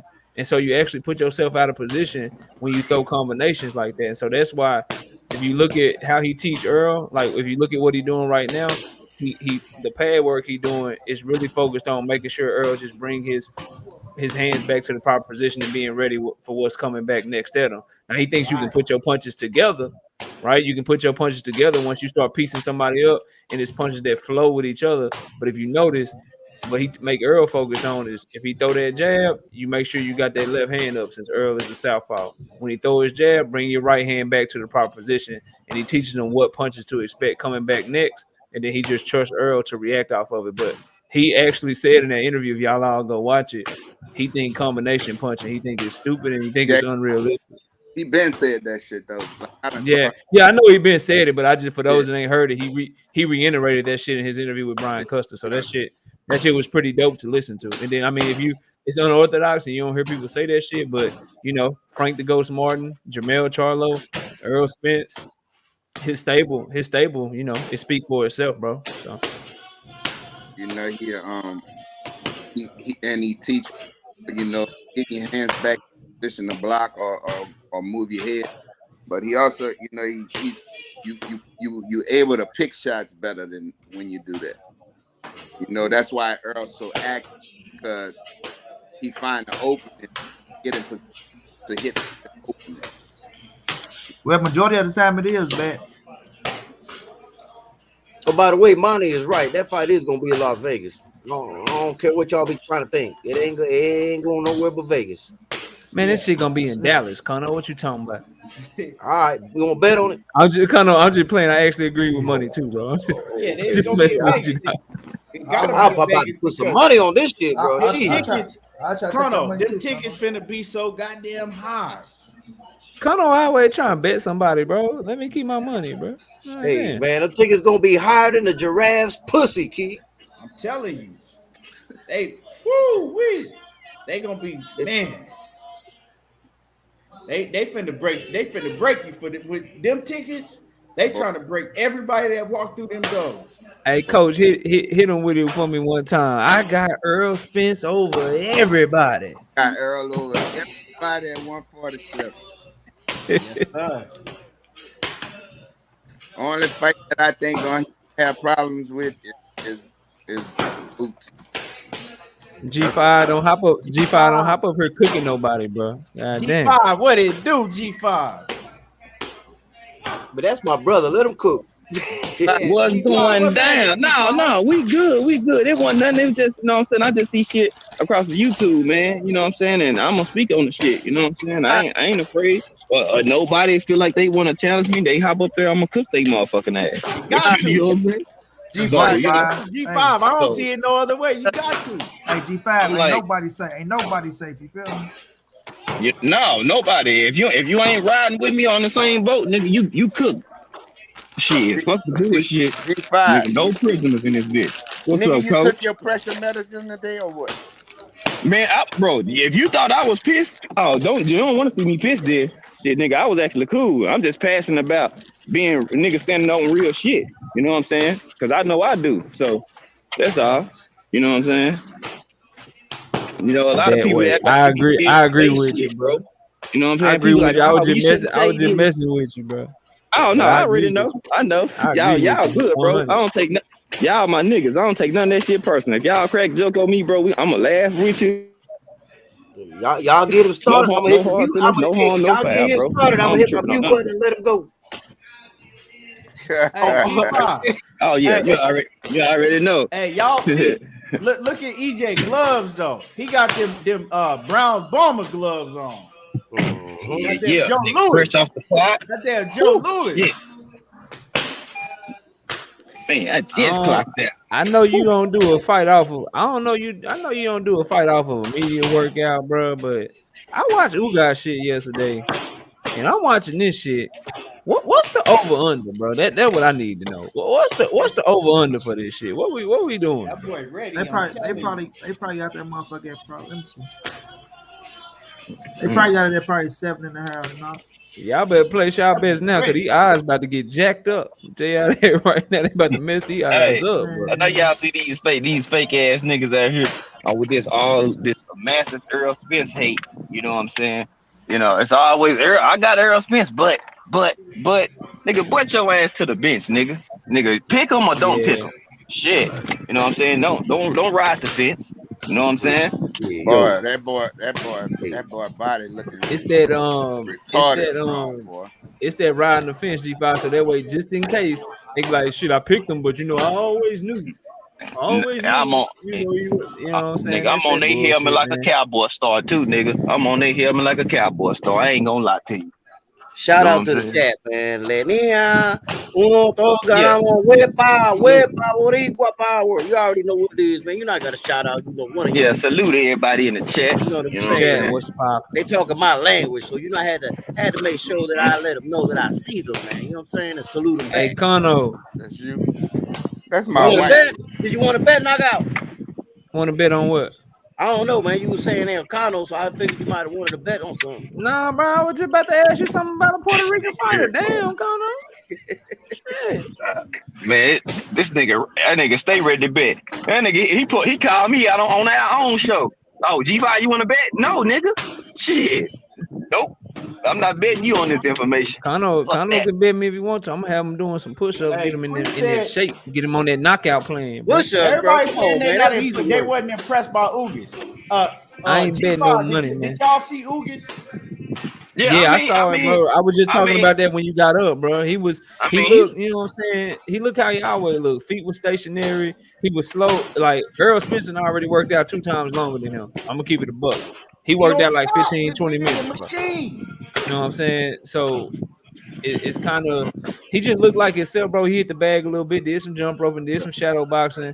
He did some mid work with Silas, not as much as this. And he ain't look as strong, bro. Like, but to his defense, Ugas did have on like a Under Armour shirt, and he wasn't, you know, Spence got his shirt off and shit, so you can see his physique better. But I mean, it just is what it is, bro. You know, he look like himself. I don't think he got nothing for him though, bro.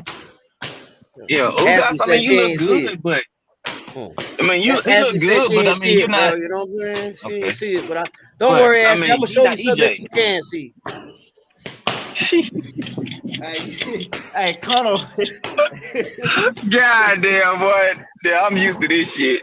This motherfucker nuts. And then keep in mind when you talking about how Ugas looked, this in comparison to this, bro. He ain't look. The work rate didn't look like this, bro. Man, I mean, sometimes the world prepares for his unification showdown against your Dennis Ugas. 3 welterweight championships will be on the line on Saturday, April 16th on Showtime pay-per-view.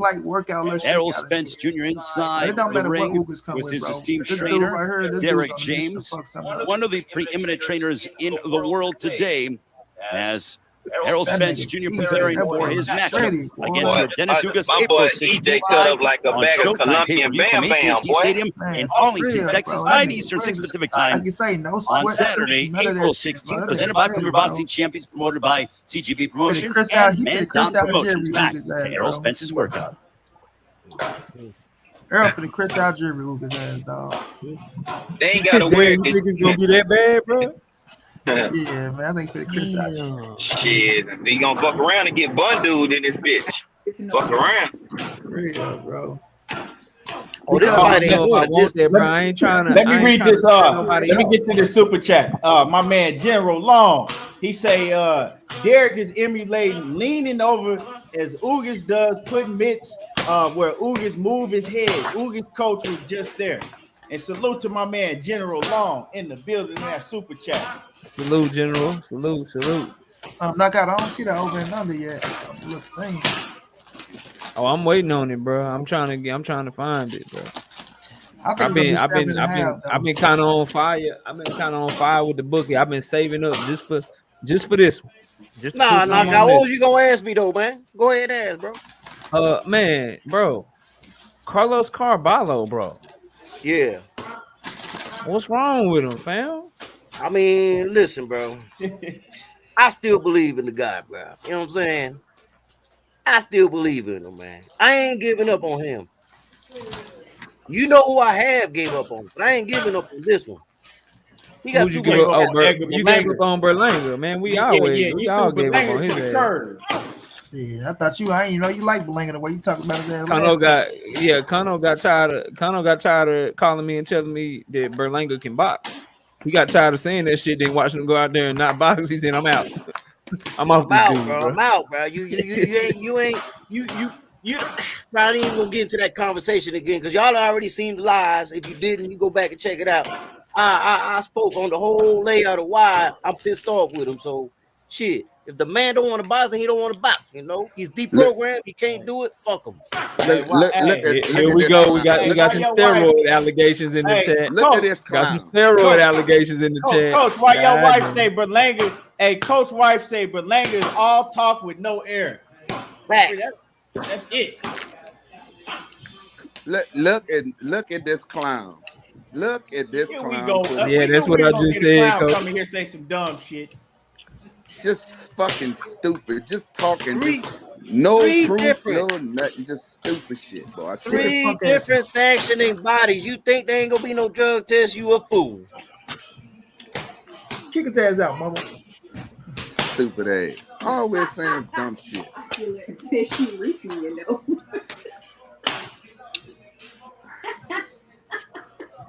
I am. Hey, push pop Nick motherfucking ass troll. When EJ fail a drug test, come and let us know. Yeah, that's what the fuck you do. Hey, real recognize real. The number one pound for pound fighter in the world just said, "Yes, sir. Let's go, Errol Spence." Tank Davis just tweeted that out. You know what I'm saying? Number one pound for pound fighter in the world. I see you threw that shit in there real quick. Wow, man. I knew knockout. Leave it to knockout to say that. Shakur, did you mean Shakur or Boots? Hey man, you got your opinion. I got mine. One of us will be proven right in the next 5 to 7 years. I know who trying to prove it right now. I know who trying to prove it. They got and that's Devin, the Dream Haney. And he was talking slick about Tank. I love it. I love it, bro. Keep talking. And he deserves all the credit in the world. It's his time to shine. We ain't gonna shit on Devin Haney today. We ain't gonna shit on him today. I heard a fight. My man, Black Preacher Man, sports fan, says, salute to the chat. I didn't know that Ugas was a 140 pounder who came up. EJ really a 154 pounder coming down. Will that make a difference? Smoking crack. See, people don't know shit, do they? What? I mean, I never even knew that Ugas fought at 140. People don't. Man, know I did this on the homie Key show earlier when World Combat tried to say that Errol Spence Jr. has had one fight at 154 pounds in his career. Anybody can go pull up the box record and go look at it. Please stop. And not only that, Dennis Ugas is taller than you. Serious about that? And bigger than him. But watch how the narrative changed though. When we bring up Earl and Bud, Bud done adjusted to 147 now. So you think Ugas have it? Bro, you niggas don't know shit, man. Bro. Man, I'm telling you, dog. Bro, what a bunch of dummies. I don't think that's not gonna have no effect on this fight. Ugas none, because they focused right at 147. Shit, don't worry about it. Ugas might be bigger than Spence. He is bigger. And you know what else? It don't fucking matter. I don't give a fuck what he is. He fighting at 147. He the WBA champion. Point blank. Exactly, bro. That's all it is. So that's all I don't go off there. Oh, he came up for no nigga. They making the weight and whatever division they at. That's what fucking division they at. Hey, the hate real, bro. I keep telling y'all, motherfuckers, man. We built different in Texas. Keep on playing. Keep on playing. It's the South. Y'all go find out. Ugas say fought at 140 in 8 years. Like what? Man, you know, Coach, you know y'all next door, nigga. Y'all extended. Y'all out extended neighbor. Shit, nigga. You know y'all good. We fuck with the boot. Yeah, for sure. For sure. That's why Regis claimed Texas now. You know what I'm saying? No, he claimed Texas because he left that Katrina and he always. I knew you gonna say that shit, KO. Yeah, you know, Regis is he's a Texas citizen now, so we claim him. You know what I'm saying? He got dual citizenship in both states. Seventh Ward. Yeah. Oh, I heard her back there. I heard it. She was talking that spicy shit. Yeah. I would like to say I would like to apologize to Coach's wife. I take that back. I want absolutely positively 100% no smoke. Yeah. I want no smoke with her. We're good. Regis is from Louisiana. We still y'all can still have the Charlos though. We don't want them boys no more. from Louisiana too, but they don't act Yeah, like Yes, they do. Y'all can have them.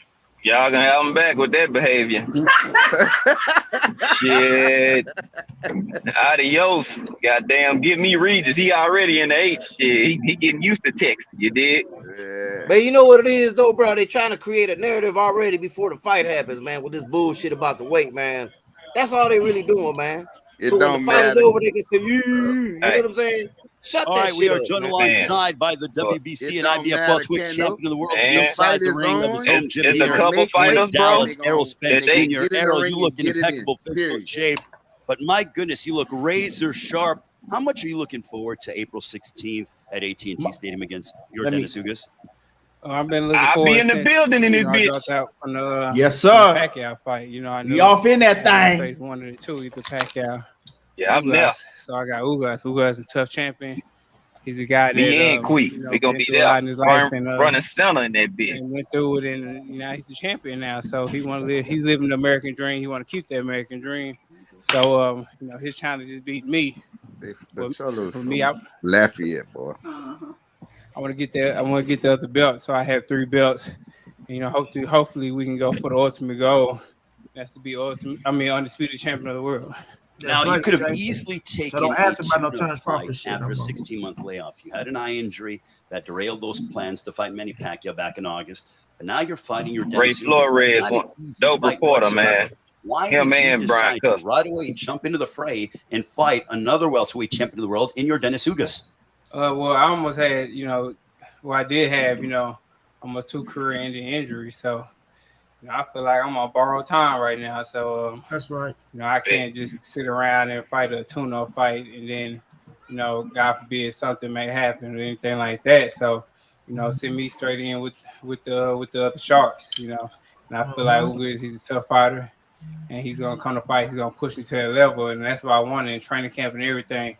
I want an opponent that's gonna push me, because I knew if I fight in the tune-up or anything like that, like I could, sneak snacks in at night and do other stuff, because I'm not fighting somebody that I feel like that's on my level, but I'm fighting somebody who's on my level, so I'm 100% prepared.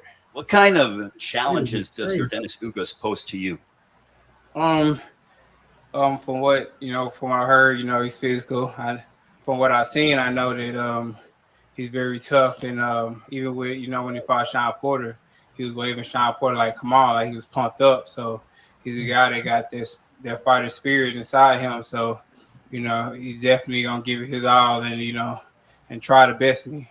Derrick James told me when I asked him about how you're feeling physically, your eye, he goes, "We're not even thinking about that whatsoever." How are you feeling physically?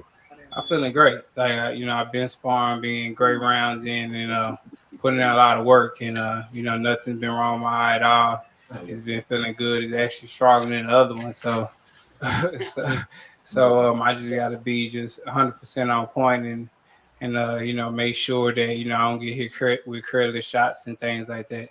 Ismail Salas, the head trainer of your Dennis Ugas, told me yesterday that he saw a difference in your fight against Danny Garcia compared to that of Sean Porter. When I asked him to clarify those comments, he said that you are a different fighter. He sees a difference between what we saw out of you in September of 19 and what you saw of you in December of 2020 against Danny Garcia. He doesn't think you're the same guy. How do you respond to those comments? Well, shit, have this fighter fight Sean Porter and then get in a car accident and fight a year and a half after that and fight a top level fighter to see is he the same fighter or not. So who's gonna be the same after just a year and a half layoff of getting thrown from a car? So I wasn't the same fighter, but like I said, even half of me will be mostly top guys at the top level. So but I feel great now. I feel 100%, and everything in my body is on point and feeling real regular. So if you think I'm different, then we'll see in 2.5 weeks how different I am. What do you think the difference is going to be in the fight against your Dennis Ugas? With who? With against Ugas, like, what do you think the difference is going to be? Your ring IQ, your body punching. What do you think the difference is going to be? Everything. I got it all. Like I got everything. So, whatever he can bring to the table, whatever he try to muster up with, he try to fight. I can box, I can bang, I can do it all. I can jab, I can move, I can punch. I can sit in the inside, all that. So, I'm with anything that he with, but I'm gonna dictate the pace and I'm gonna control everything. And I'm gonna make it into my fight. Assuming all goes according to plan against your Dennis Ugas, and you have your hand raised on Saturday, April 16th on Showtime pay-per-view at AT&T Stadium, is a matchup against Terrence Crawford in the near future? Told you this shit, man. I think so. I'm hopeful that it can happen. I had 3 belts. He had his belt, so that'll be the ultimate goal, and I feel like that'll be the biggest fight in sports. For the undisputed crown and us 2 top 5, best pound fighters in the world. So I think that's a huge fight, especially us in our prime. I think it's going to be a great fight. And so I'm hoping that can happen. But like I said, not looking past the US at all. That's my main priority. That's the guy that I got to look at, because if I got to beat him to get Terrence Crawford or anybody else. So I want to get the 3rd belt and become undisputed. So that's my ultimate goal. So I got to get past this test. So I'm not looking past Ugas at all. If your Dennis Ugas is watching this right now, what message do you want to tell him? As we're just over 2 weeks away until you both step inside the ring at AT&T Stadium. I ain't got nothing to say to him. It's 2.5 weeks left. He signed a contract. So it's fight time, man. I ain't got nothing to say to him. It's 2.5. He already know it's time to rumble. Everybody know how I fight. Everybody know what I do. I'm looking for an excellent, one-sided, great fight, and I'm put on a great show, a great performance in front of my fans and family, and put on a great show like I always do. Errol, thanks so much for the time. We look forward to seeing you during fight week in a few weeks. Thank you. The WBC and IBF welterweight champion of the world, Errol Spence Jr. We appreciate you joining us here on the Showtime Sports YouTube page. Don't miss it. Saturday, April 16th, AT&T Stadium, Arlington, Texas, on Showtime pay-per-view, 9 Eastern, 6 Pacific time. Watch this man, Errol Spence Jr. put 2 of his titles on the line against your Dennis Ugas, who has 1 title on the line. 3 world titles will be up for grabs on Saturday, April 16th. So long from Dallas, Errol Spence Jr., determined, shredded, and ready to go. Don't miss it in 2 weeks' time. Yes. Almost unimaginable. Yeah. And let me get to these super chats real quick. My man W, right side. He always on the right side, ain't never on the wrong side in the super chat. He said, great panel, my brothers. EJ got the mini shag going and he ripped up. Ugas better be ready because EJ bringing that smoke. I'm team man down this fight. Yes, sir. And salute once again to my brother W right side. And then we got my man, Black Preacher Man, sports fan, back in the building. Salute. He says, look, I was not throwing shade. Yeah, I didn't take it that way. I know you was just asking the question. He said, I was not throwing shade. I'm a man. He says, I'm a man. It's man down over here. He says, I'm starting a conversation. He wasn't coming in with the super chat. But I didn't really get to address it because, we watching the EJ or whatever at the same time. He was just basically making conversation that, and that's why I answered it like I did. I don't think that's not going to be a factor because Ugas ain't been at 140 for like 8 or 9 years. So, and he bigger than EJ, you know what I'm saying? But salute to Black Preacher Man. Yeah, man. What y'all think? I don't know about being bigger than EJ, but he ain't no small motherfucker. You know what I'm saying? I've seen Ugas, so I've been around both of them, right? He's more bigger. He's bigger than EJ. Like muscular wise, like his body mass, he bigger than EJ. I see what you're saying, Key. Like his biceps and his shoulders and shit. He got more muscle mass. You know what I'm saying? He got bigger body features. Yeah. They're about the same height though. Spence is taller than him because Spence was taller than him. If y'all go look at the press conference face off, he was taller than Ugas by at least an inch, maybe inch and a half. So, bro, they about the same size. Listen, that 140 shit, man. And I know the homie was just asking. That shit ain't gonna matter, bro. That's like asking if the shit gonna matter with with Terrence Crawford when Terrence Crawford ain't fought in 140 in 4 or 5 years, bro. He acclimated to the weight, and Ugas been at 147 even longer than that. So this shit lit, man. This shit lit, bro. Like it is what it is. 147 long enough to go into that goddamn weight class. So bruh. and then My he been man. how long he been a world champion at 147? Listen, man, this weight bully thing is old to me, bro. Man, I always tell this. I don't never label nobody a weight bully. If you could make the damn weight and step on the scale and you made the weight, we gotta fight. There ain't nothing else to talk about. Right. 100% facts, bro. That's the same shit I be pushing, bro. If somebody more bigger, right? Y'all talking about they killing themselves to make weight. Then that shit should be going against them. If anything, let's. I see you, Hamilton. Still, I'm gonna get right back to you. But Tupac 13, yeah, it is VADA tested. It is VADA tested. So anybody telling you that it ain't no VADA testing in this fight, they lied to you. It is testing. So don't listen to that. It is. It definitely testing. And then Hamilton still says TC gonna beat the dog shit out of Spence. We'll see. Yeah. Hold that thought. Like I said, that's your opinion. I can just only hope that Terrence Crawford, you know what I'm saying, Bo Mac, I just hope they're as confident as you. So we can get the fight. Cause I know what Earl gonna do. I know exactly what he gonna do after the fight. Y'all keep thinking silence is a sign of weakness, bro. Don't worry. As soon as he beat the shit out of Ugas, he gonna do what y'all been asking him to. He gonna do what y'all been asking him to do the whole time. Y'all just all make sure y'all keep that same energy, bro. That's all. That's all you need to do. I hope your boy is as confident as you, man. He gonna come knocking at the door. What you gonna do? Either you gonna open or you gonna hide in the fucking closet and don't want to answer the door. That's how it's gonna go. Is you go hide in the closet and not want to answer the door? Hey, Money, Keon, they just want to ask you some questions. Come out. Right, bro. I'm gonna let you read that super chat, Key. But after you read that super chat, let me address this weight thing, man. After you read the super chat. I got you. My man Smooth Groove boxing in the building, straight from that Oak Cliff, USA. He say, when I'm in the stadium on the 16th, I'm gonna be loud and proud screaming Oak Cliff as we stop this man brutally. Man down, Oak Cliff, salute Money Rodriguez. Hey, why you call it man Money Rodriguez? He said, I love you, my boy. Yeah. Oh, he got it wrong. It's Money Gonzalez. Oh, gee, he said Money Rodriguez. Hey, Smooth Groove. Smooth Groove. And then Smooth Groove got another one. He said, Hamilton still bet it. He said, bet it. Put your money where your mouth is and bet that if you really think you believe that. What do you say? The weight issue. Oh, go ahead. Shit. I was gonna talk about this weight thing, man, because people act like it's an advantage when it ain't. I'm gonna tell y'all something. If you make the weight, you make the weight. But when people kill themselves to make weight, for those of y'all who haven't been in the sport or never stepped in the ring, that drainage right there for you killing yourself to make weight is actually a disadvantage to you.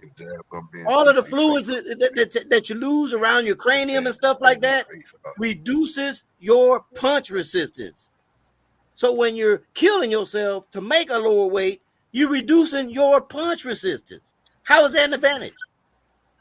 Man, not only that, bro. Listen, cut that soft ass shit out, bro. This boxing. Get the word bully out of boxing, bro. If you don't like that shit, take your ass down to a smaller weight class, bro. This boxing. Once they make weight, they make weight, bro. Get the hell out of here with that shit. Either push for the sport to go to the same day weigh-ins if you don't like the shit, or if they make weight, cut that shit out, bro. It's boxing. How the hell you put bully in boxing, bro? Get that shit out of here, dog. Hey, and these same folks, if Bud go up to 154 and lose, they're gonna be like, he was really a 147 pounder. Get the fuck out of here. You know what, man? Thomas Reed. The reason that some of them go down to try to stay in weight is because they want to go ahead and finish what they started in that division. Money, we don't want to hear that shit. This is a boxing channel. This is a boxing channel, Money. Money, I'm looking at the same thing you looking at, Money. This is a boxing channel. Don't nobody want to hear that shit. Yes, knockout. Yes. No, nobody want to hear that shit, Money. Hey, I gotta read this comment because man, he put tears in my eyes. Damn. He say Bo Mac need to get in shape like Derrick James so he can bounce around the ring on media day. I'm about to overtalk. That shit funny. I'm about to overtalk Money. Every time Money try to talk, I'm gonna cut his ass off. Money, no. Man, hey, I wish some of them folks would If come they to my about the channel. Cowboys, I don't want to hear it, Money. Nah, he ain't talking about the Cowboy. Bobby Wagner just signed with them damn Rams, bro. Yes, sir. I'm getting every, but man, Fucking I Bobby hate Wagner, Jerry. the Man, I can't stand rich get Jerry richer. Jones, man. Let's get back to Fucking- Fox. He gonna ruin my mood, man. Bro, they got Aaron Donald on the line. They got Bobby Wagner in the linebackers. They got Jalen Ramsey at cornerback. I hate them. And they still ain't gonna win the Super Bowl. My man Ricky Williams said, "Y'all keep talking, Bud trying to make the fight." He said, "Y'all keep talking like Bud trying to make the fight." He says, "Like he be trying to make the fight. Get on Bud's ass and talk to him about getting in the ring. Bud don't want no fucking smoke." My man Ricky Williams, he go hard in the paint. Yeah, right. That fight is gonna happen though. Shit, but It's anyway. gonna happen. Yeah, that fight gonna happen. I think Bud finna sign. He gonna sign that deal with PBC. Hey Key, I gotta hop off real quick, bro. I gotta hop off. Can I get some last words right quick before I dip? Go ahead. You good? Hey man, salute to everybody on the panel. Kono, Coach, G5, Money, the homie Key, man. I appreciate y'all having me up here. Everybody in the chat, appreciate y'all as well. Always supporting this great content that Key gives us every afternoon, and my channel as well, and Money and Kono and G5 and Coach, everybody, man. Real quick, I wasn't able to go live last night because I had some family obligations, but I will be live tonight, y'all. 7:30 p.m. Central Time. We're gonna talk Devin Haney, and we're gonna do our weekly prediction. So we got 2 shows in one tonight. So if y'all got some time, 7:30 p.m., I will be live. Again, I appreciate all y'all, man. I got a dip. I'm gonna hop in the chat, but everybody be blessed, man. I'll talk to y'all later. Yes, sir. And y'all make sure that y'all sub to Knockout Boxing 86 TV. My man Blue Blood in the building. What's happening with it, Blue? Blue. What's popping, Blue? I don't want them making no excuses about your Dennis Ugas bicep because they ain't say nothing about it in the Pacquiao fight. Remember, he denied it when I came out and I was like, man, I think his remember Money when I was like, man, I think dude injured. I think his bicep injured. And then Shit, I remember Key about it, and he denied it. He was like, nah, I'm good. I was like, nah, I don't look. We talked about it on the panel. Yeah, we talked about it, and remember, I was like, man, that don't look right to me. It should look messed up. But he denied it. He said he was good. So if he was good in the Pacquiao fight, he good now. Yeah, facts. I'm gonna give him some slack, Key, man. I'm telling you what. If he get his ass in the ring, then he want to fight. Hey, I can hear my man Scotty right now. I mean, he beat Ugas with a bicep injury. Hey, what Scotty I gonna say? don't give a fuck. Hey, Money, what Scotty gonna say? I mean, y'all see what happened with the guy. He got into the ring. He only had one fucking arm. I mean, I can beat him with one arm. What are y'all expecting to happen? But if it was Terrence Crawford beat the man, y'all have everything in the world to say. So it's nothing special to me. You guys jumping up and down like he really done something. The man haven't done nothing. I mean, come on now, Keon. If you want to take that as a win, I mean, well, how about this? How about you tell your guy to tie his hand behind his back and go fight Terrence Crawford with one arm, and then let's see how you guys act about that. Hey, I know one thing. Scotty, Bernie the boxer, all of them got to kiss the ring. So I don't want to give a fuck. They got to kiss the ring. Right. Get the ring burns and change all that shit y'all was saying. Kiss the fucking ring and make the deal. That's it. Sheena, salute to the Queen Sheena coming in here hella late talking about, did y'all see that? We were watching the whole thing, Sheena. I don't know where you was at, but we was in here watching the whole workout. But salute to Sheena. Salute, Shayna. Let me see what else we got. Let me see. Foxy Brown, salute, Queen. Mike Ryan, what it do? St. Louis Mix, what's happening with it? Yeah, man. It's a boy a lot look good, on. boy. Hey, did y'all see, Coach? Did you see Shakur Stevenson and Devin Haney at the Top Rank Gym today? Together? Yeah. Mm-hmm. Yeah, man. They I'm telling you, they finna take over Top Rank. Teofimo, I don't know what he gonna do, but the takeover is Devin Haney and Shakur Stevenson. What he need to do What he need to do is go get some mental help. That's what he need to do. The shit he come out of his mouth, boy, that's some Kanye West shit. Just say any kind of stupid shit, bro. That nigga just be talking, bro, saying dumb shit, boy. Shit. Hey, Why coach, would the don't zone forget. have anything? Take his daddy with him too. They both need to go. God damn it. Yeah, they, bro, they are horrible losers, bro. They have no sportsmanship. Then you're gonna talk it was the zone playing. What the fuck the zone had to do with any of this, bro? That shit don't make no fucking sense. Your son got in there, he got his ass whipped, point blank, period. It's all it is to it. He got a terrible attitude, and the shit that comes out of his mouth, bro, is just you talk a lot, don't say shit, man. That shit is ridiculous, man. That kid really needs some psychological help, bro. And I'm not saying that to be funny, bro. I'm saying that because it wouldn't surprise me when a person like that, bro, you gotta watch, because he'll do some shit to himself or do some shit to somebody else, bro. Seriously, I'm dead serious too. You know, motherfuckers like that flip out, bro, and do some shit, unexpected shit that people be like, you know, it'll surprise them, bro. That dude ain't right in the head, bro. I'm telling you. Nah, he showed. Hey, Sheena, I see Sheena try to stun on me. She said, I was watching it on my big screen. All right, you trying to stun on me in my laptop. All right, I see how you doing, Sheena. She trying to stun on me on my laptop, in my 15-inch laptop. Hey. Shit, I was watching on a big screen too. I got YouTube on a big screen. Hey, I'm driving. I was watching it on off your shit, Key. Yeah. You know what I'm saying? My man G5 Lord. Yeah. Let me see. Who else? Who else? I missed the comment. Man, it was a comment that I seen. I missed. I was trying to catch. But yeah, man, Teofimo Lopez, that dude is a nut. Oh yeah, dude said we knew he was a nut when he lost the fight and did a backflip. Come on, man. He said he lost the fight and still did a backflip. We knew he was nutty then. Bro, that dude, man, I'm serious, bro. The stuff that come out of his mouth, bro, it remind you of fucking Kanye, bro. Just say shit that don't have nothing to do with nothing. Just insane shit, man. That dude is something wrong with him, bro. They need to fucking check that kid, man. I'm telling you, bro. You find that motherfucker hanging in his bedroom or some shit, bro. Serious. That shit is the way that boy act, bro. He needs some serious help, man. Man, let me check these likes real quick. Since my brother Blue is in the building, let me check the likes. Let me see. Let me check the likes. One thing, Luke. That fucking Errol Spence body looks incredible, boy. Y'all get the likes up. Y'all get the likes up. Make sure that y'all hit the like button.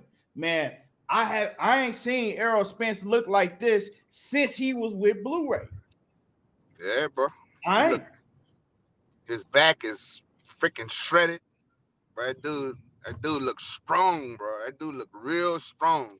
We ain't seen Errol look like this in a while, bro. Barely throwing at the punch, barely throwing at the heavy bag. And he after all of that working out, wasn't even breathing hard.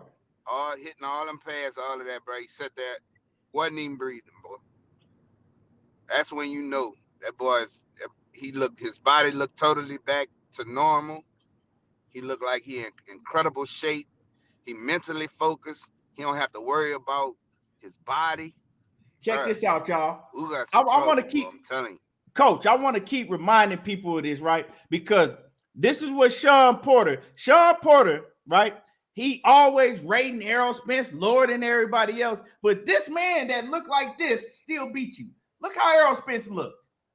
It still whooped Sean Porter. Still whooped him. Hold on, let me blow that up a little bit more. Well, I mean, Errol said it. He said, you know, I could beat that with being. Come on, y'all. Not this even 100%. Man, look, this man, looking like that, and he still whooped Sean. Come on, man.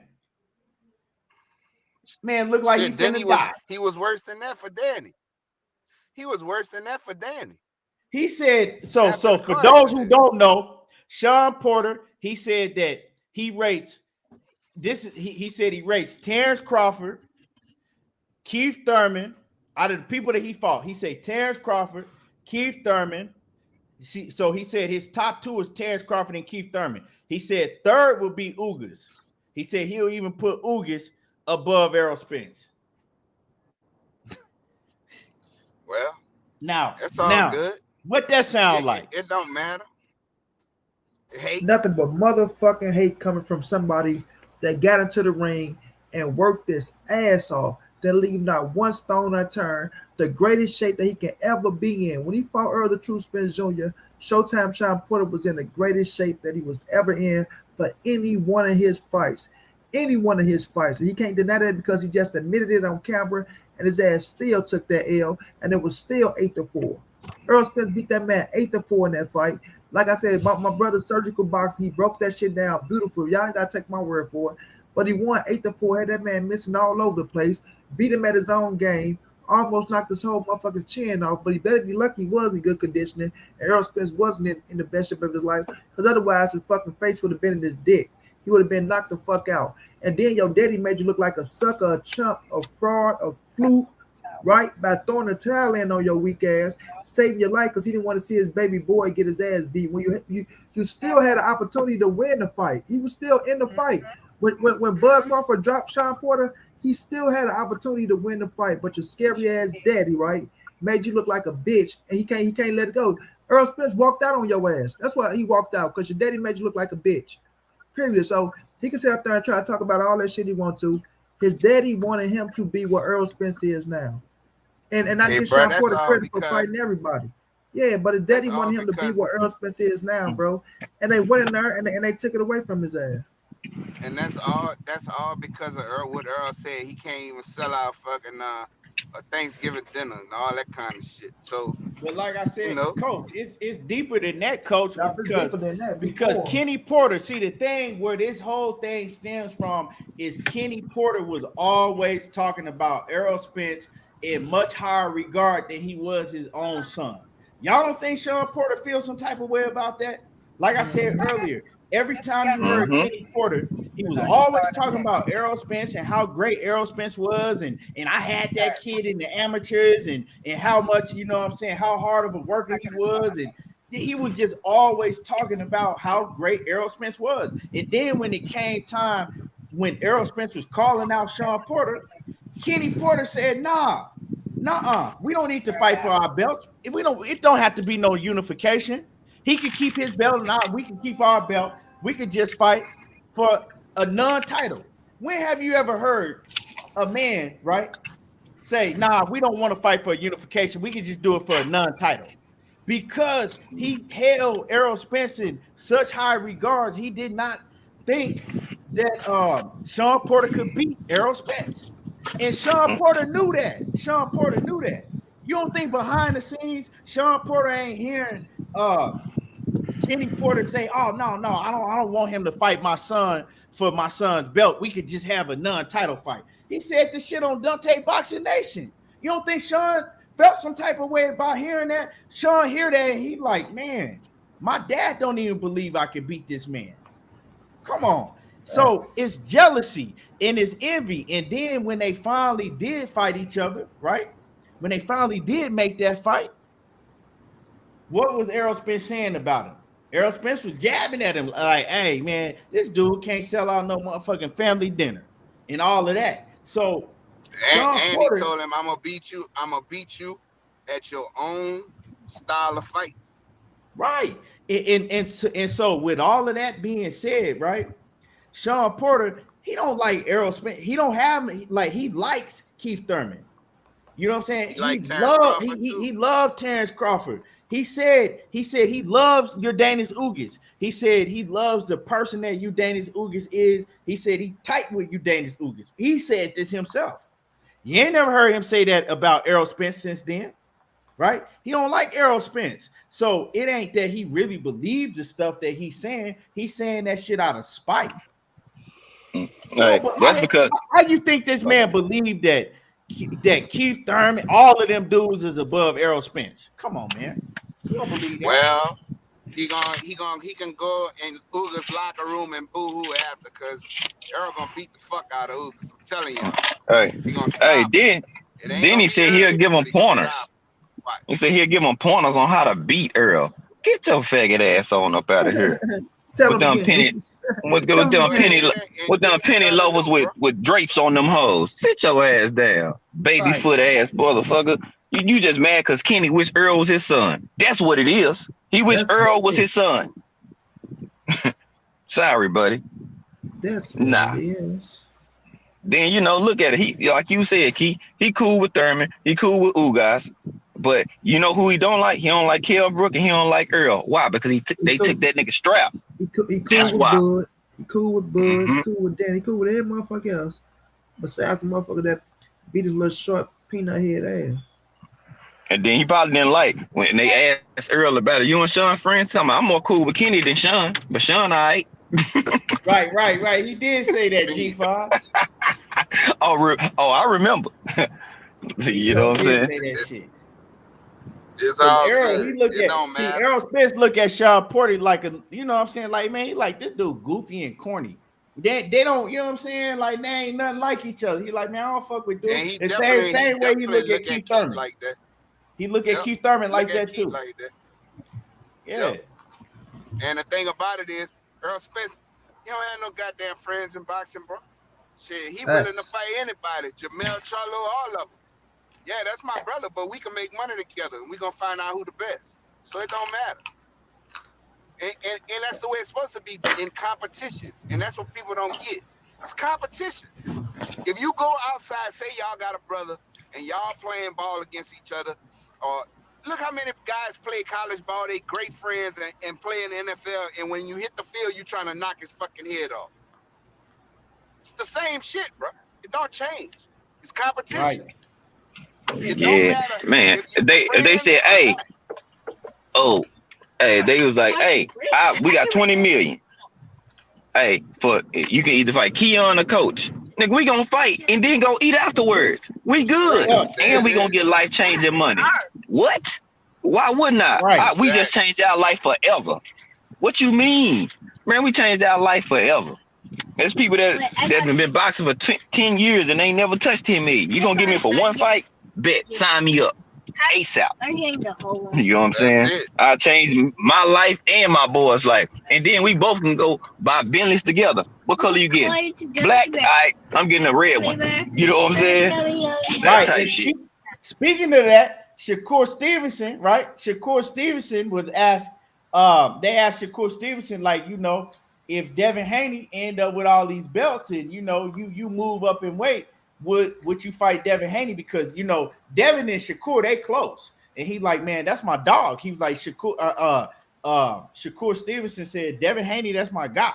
Like, that's my dog. I've been knowing him my whole life and shit. We grew up, we came up in the amateurs. That's my guy. We are close. But he said, hey, if I move up and he there with them belts, hell yeah, I want to fight him. He said, shit, that's just what it is. You know what I'm saying? It's competition, bro. It's competition. It's competition. Right. That's all it is. It's competition, bro. We're going to find out who the best. If you beat me, okay. But if I beat you, fuck it. We still brothers. We still cool. It don't have nothing to do with it. It's a competition. It's a sport. You know what I'm saying? It's not street fighting where you mad at a motherfucker and y'all get into it. It ain't that. And that's where people get shit misconstrued about boxing. Because you go through amateurs and fight. Sometimes you might fight 2 or 3 guys in the same fucking every tournament, and y'all become friends even after that shit. Right. It's just the way it is, bro. It's competition. Yeah. And people take that shit to people who don't know boxing or ever been to amateur shows and go to amateur shows and see, bro. These little dudes be after they fucking finish fighting, they be running around the fucking stadium together. This shit is just, it is what it is, bro. Yeah. You know what I'm saying? And then they try to change it, like, oh no, they can't fight, they cool when money get involved. That's more reason for them to fight now, that money involved. Shit. They was fighting in the amateurs for free. For free. Motherfucker get a goddamn medal and some soda pop. Hey, that's what I've been saying. Fuck out of here, man. Pause that. That's what I've been saying, bro. I was like, bro, folks been fighting their whole life for free. Then these niggas get to pro and then don't want to fight. And you got a chance to make $1 million or better per fight. You niggas clueless. What the hell? Come on, bro. It make no sense. You got me fucked up, bro. I mean, it's the thing about it, bro. People don't understand that shit. They think that fighting is because you know, when you get in the ring, it's because you mad at a motherfucker. And then if shit talking happens, you think them dudes take that shit personal? But them dudes don't take that shit personal, bro. And the reason, I mean, sometimes you will have beef between two guys who just don't like each other. But most of the time, that shit don't be about that. It be about they talking shit. They know they got to sell the fight. And not only that, they know that the more people they get up in there, the bigger their pockets get, especially pay-per-view shit. So these guys know the game, bro. They know that this shit is competition, bro. And if you, I mean, I'm going to do my best, win, lose, or draw. And I'm going to get paid. So it ain't like about that shit. Like my man said in the comments somewhere earlier, he said, man, Spence and Lamont Peterson, that was tight. And Spence went in there and tried to knock his whole head off. Right. And was smiling while he was doing it. It was, he was enjoying doing I ain't trying to do it because he did knock his shit out. Yeah, the shit out of Lamont Peterson. And he was smiling while he was doing it. You know, it is what it is, bro. I mean, it's and it's like I said, you play ball with some, like the guy was telling you about it with Dallas, with the Cowboys, right? We grew up competing against each other, competing against each other. That's one of my best friends. And I mean, trying to kill each other on the football field. You know, so it don't have nothing to do with that. Competition is nothing. Facts. Hell no. Say that again, Miss Coach. Hell. I said competition has nothing to do with friendship. It's business and personal. When you know how to put your personal shit on the side and it's about business, you get in there and you work that motherfucker till you put him down, and then you step the fuck out the ring and y'all go have a drink. That's it. Oh yeah. The wife, boy. Oh yeah. She talk that shit. Yeah, I mean that's real though.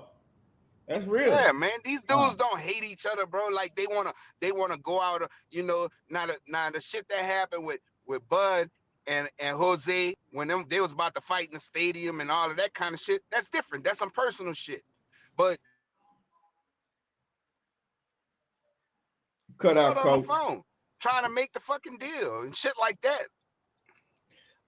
You know, it's not about hatred or, man, I hate this dude and we gonna fight. No, it ain't about that.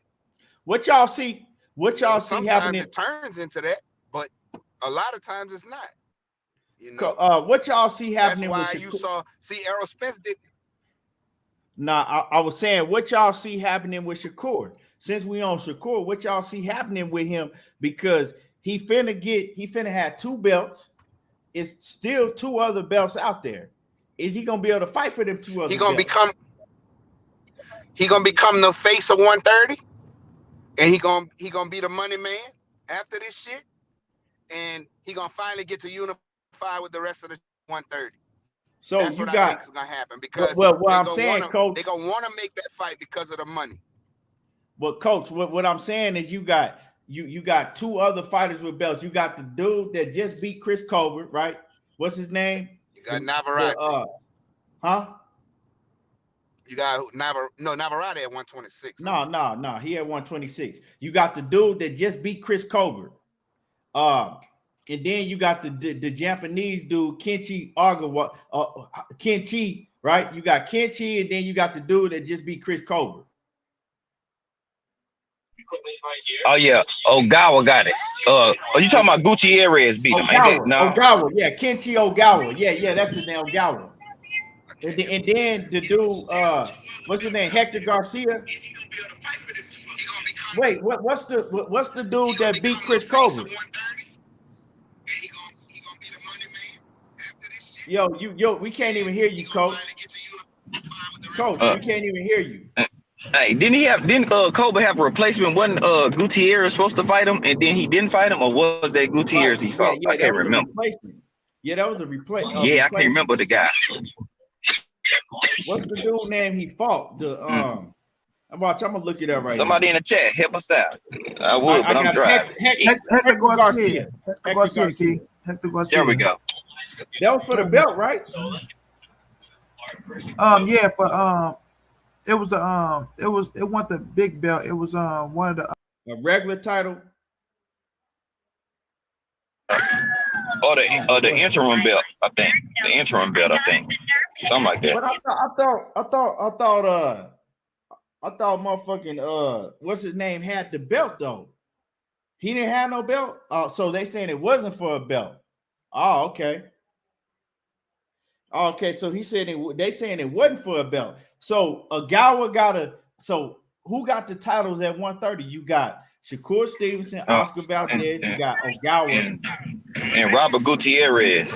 He had to pull out for something though. I can't remember why. Okay, yeah, you right, because it was gonna be for a belt, but you right. So they both fight under the PBC. Well, I don't know where Ogawa, who he fight for. I know Gutierrez fight under the PBC banner, right? I believe so. I don't know who Ogawa with. He probably was some Japanese sake suki company. I don't know. But Bob Arum said that he not letting Shakur fight for under. He was like, "Nah, what? I mean, we're not fighting for no under." He said Bob Arum said they ain't going for that. Bob Arum said it ain't gonna be no undisputed. He says it's a waste of money and it's a waste of time. So what Shakur gonna do? You know what I'm saying? Is he gonna stay and defend his title against who else is at 130 for him to fight? They got a big name. You got Navarrete might move up, right? That's a good fight for Shakur. Who else? If he not gonna fight for all the titles, Coach. Bud, he ain't gonna be able to do pulling on Shakur. No. What you say, G5? Can you hear me? Yeah, I can hear you now. I said he can pull that shit on Bud, but Jay Prince ain't going for that. Yeah, he gonna hit up Bob, let him know, like, nah, bro, we ain't going for that. So they gonna have to I mean, I don't know. Them ain't really big names though. You feel me, G5? Like they got belts, but they ain't really got no name. I know, but you ain't got to give them a ton of money because they ain't never had no big payday either. You know what I'm saying? It ain't like they undisputed. I mean, unified with 3 belts like Kambosos and pulled a diva move and got more hardware. These dudes probably ain't never touched $1 million before. Right. You put 1.5 in their face and they good. Well, that's just the way I'm thinking. Dundada said he think it's gonna be too hard because both of the champs on different networks. You got so one is Ogawa is on the Zone, right? And then Gutierrez fight on PBC. It's gonna be hard to do. It's gonna be very hard for him to get undisputed because Bud was able to do it because they was all under the same stable. Canelo was able to get the undisputed because he went over to the PBC. You know, he got clout to where he can move where he want to move. It's gonna be real hard for Shakur Stevenson to get these deals done and especially we know how Bob Arum moved. We know. I know you saying how. You know what I'm saying, Jay Prince, but at the end of the day, that shit come down to Bob Arum. And we know how he didn't even want to move for Terrence Crawford and Errol Spence. So it's gonna be very hard. So that's gonna leave Shakur Stevenson, right? Because Shakur, this is what Shakur said himself in the interview a few weeks ago. He said, if I'm going for undisputed, I want it to be my next 2 fights. If not, I ain't really worried about it. He said, I want to do it back to back. You know what I'm saying? After I beat Valdez, I want it to be the next 2 fights after that. So I don't see that happening. Real talk, I don't really see that happening. So who else is at 130? That's a big fight for him. Navarrete can move up. That's a big fight, huh?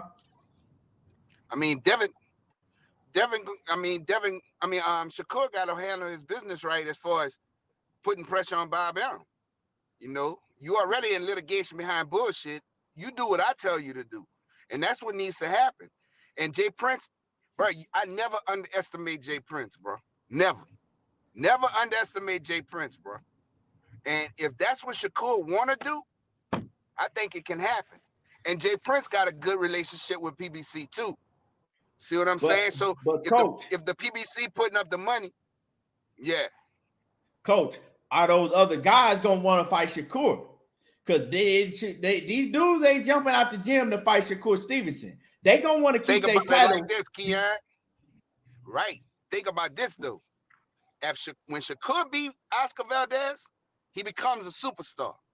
He gonna be the money man at 130. So that fight, they gonna want to fight him because they want that money. But check this out, Coach. Check this out, Coach. You fight Shakur, you taking a guaranteed L, and you lose your belt, right? Now your pay scale for all your other fights go down because you know that a lot of these dudes, if they're able to be undisputed or something like that, they'll pass it up because they know in the long run they're gonna make more money. Right. Well, hold on. They know in the long run they're gonna make more money because once they take that L, if they ain't got a big name like Tank Davis and the rest of these guys, you know what I'm saying? We know what happened. We ain't gonna see them no more. Or now they getting paid. Now they getting paid, you know, $150,000 a fight. But guys like that, they don't have a guarantee that they're gonna win their next fight anyway. So the thing about it is either you're gonna take smaller chunks or you're gonna take that one big old motherfucking lick that you're gonna get right now. See, that's how you gotta look at it. Because are these guys some world beaters? Think about it. Are these guys some world beaters who the fights that they in that they just beating the shit out of people and fucking just dominating? Or they became a champion? It's not going to be that big of a bet, but Coach, it's not going to be that big of a bag. You feel me? They ain't going to Shakur Stevenson. You know what I'm saying? You got to look at Tank Davis. You got to look at Tank Davis. It's not going to be that big of a bag. You got to look at the guys that Tank Davis is fighting, like Isaac Cruz and Rolly Romero. They ain't making no $2-3 million. You know what I'm saying? They making a lot of money for them, more money than they ever made in their career, but they probably getting $800,000.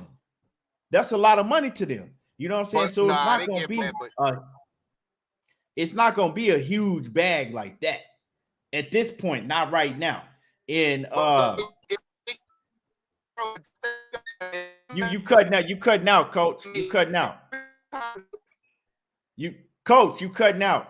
We can't. Yeah, your connection gone. I don't know, man. I just see it difficult. A lot of people saying Robinson Conceição. That's a good fight. That's a good fight for Shakur, but is that you know how you know Top Rank. You know how Bob Arum worked. Bob Arum that it's a boring fucking fight. It's a boring, nobody wants to see it. Yeah, I mean, nobody wants to see Shakur Stevenson and Conceição. It's a fucking boring fight. You know he gonna say something like that. He want to see fights that's gonna sell tickets for Top Rank, that's gonna put asses in the seats. And Conceição, he a good fighter, but it ain't it. He ain't got that name. Like I said, I probably see Shakur having the 2 belts and him defending his titles a couple times against Navarrete, right? Navarrete, he'll defend it against Navarrete probably for sure. That's a fight that I see Bob Arum going out of his way to make. But he know that it's a fan-friendly fight, but he know that Shakur ain't going to get beat up by no Navarrete. And then who else? I'm saying we got to look at in-house. Who else? Conceição is a good fighter, but it, like I said, and I don't even know who he got at 130 over there. Now, after Valdez, who he got? That's the question. I mean, Shakur didn't beat them all. Shakur beat the rest of them. You know what I'm saying? Like, ain't really. That's what I'm saying. So where I'm getting at is Shakur gonna have to move up because that's where all the names is. He gonna have to move up. Shakur's gonna have to defend his title. Like I said, he'll probably fight Navarrete, defend it against Navarrete. They might find him one other fighter, maybe Conceição, but it just all depends if Bob Arum want to put that on because you know how he like, oh, it's not an exciting fight. And so if he want to put that on, maybe, but I don't see Shakur Stevenson staying at after he beats Oscar Valdez. I don't see him staying at 130 for more than 2 fights. I still see him moving up, and that's what we gonna get. I think that Devin Haney at that time will be, you know what I'm saying, undisputed. He will be undisputed, and then it's gonna be like, okay, does Devin Haney take one more fight and then drop the belts, and Shakur Stevenson take over 135? You know, I don't know, but it's whatever we looking at, it's gonna be exciting. And what's happening with it? The weigh in the building. Y'all go sub to the weigh in, man. They got a great channel, man. I like their content. Dope ass setup, man. I love the setup. But y'all go check out the weigh in. Go check out the weigh in. Great channel. It's fairly new, but man, they got a great channel. I'll be over there. I definitely be over there. Donna says Shakur can move up and fight Nakatani or Kome. When Shakur move up to 135, right? He's going straight after the smoke. It ain't gonna be no knocking. He going straight into it. Shakur Stevenson is too good of a talent to move up and take a couple tune-up fights. You know what I'm saying? Him beating Nakatani, that doesn't do nothing. Him beating Kome, I like Richard Kome, but that doesn't do nothing. It's just, you know, he going straight for the smoke. He's too big of a talent. I don't know. Huh? Go ahead, Coach. From what he was saying is from what he's saying, he want to become undisputed at 130. That's what Shakur said. So, you know, I don't know. Well, it's gonna be hard. G5. What you got? Man, yeah, it'll be hard. Now, you know, think about it. All depends on what OG Bobby, you know. Hold on, hey, bring that down. Willing to do. I got these kids with me. So I'm looking at like maybe he can get one of them, maybe a third title, and then he might not be able to get the fourth one. But if he only can get 2, if he go up, yeah, he gonna go for the smoke. You know what I'm saying? So if he can't get the title shot right away, if Devin's still locked in, then he'll find the next best opponent. You know what I'm saying? That's how I see it. You know, Devin gonna be locked in for a few fights. Hopefully he beats the brakes off of Kambosos so bad the first time that he questioned about taking that second fight. Pause that, please. You know what I'm saying? That's how we're gonna take the second fight, G5, because $10 million. Yeah, he gonna do it. But I'm just saying, like, yeah, I hope he beat him so bad that he'll take it, but he already know what the outcome gonna be. So I'm looking at man, he got work to wherever he wanna go, man. Shakur one of them ones that, bro, wherever he go, niggas in trouble. You know what I'm saying? He one of them ones, so he can do pretty much whatever. He go up, hey, if he go to 35, I mean, if he can't get Devin right away, shoot, I wouldn't mind seeing him and Frank Martin go at it. You know what I'm saying? Yeah. Yeah, that's a hell of a fight right there. But man, I'm telling you, Shakur Stevenson and Devin Haney, they gonna be the new takeover of Top Rank. Top Rank, they tried it with Edgar Berlanga, they tried it with Teofimo Lopez, but now they starting to see now Devin Haney just came. So once Devin Haney beat this dude Kambosos over there in Australia and then turn around and do it again, right? He's gonna be a big star by that time, right? And then when he fight Vasyl Lomachenko, that fight is gonna be big. So it's the takeover. And Shakur Stevenson already doing it. So Bob know, you know what I'm saying? Edgar Berlanga didn't work out. You know what I'm saying? Tyson Fury got one more fight and he moving on. You got you got Devin Haney, Shakur Stevenson, you got Keyshawn Davis is you know, these are the future. Keyshawn Davis, and you got Big Baby Jerry Anderson right there. They gonna start paving the way for the takeover. And you know, I just don't see the big problem things. is, Let me say this real quick.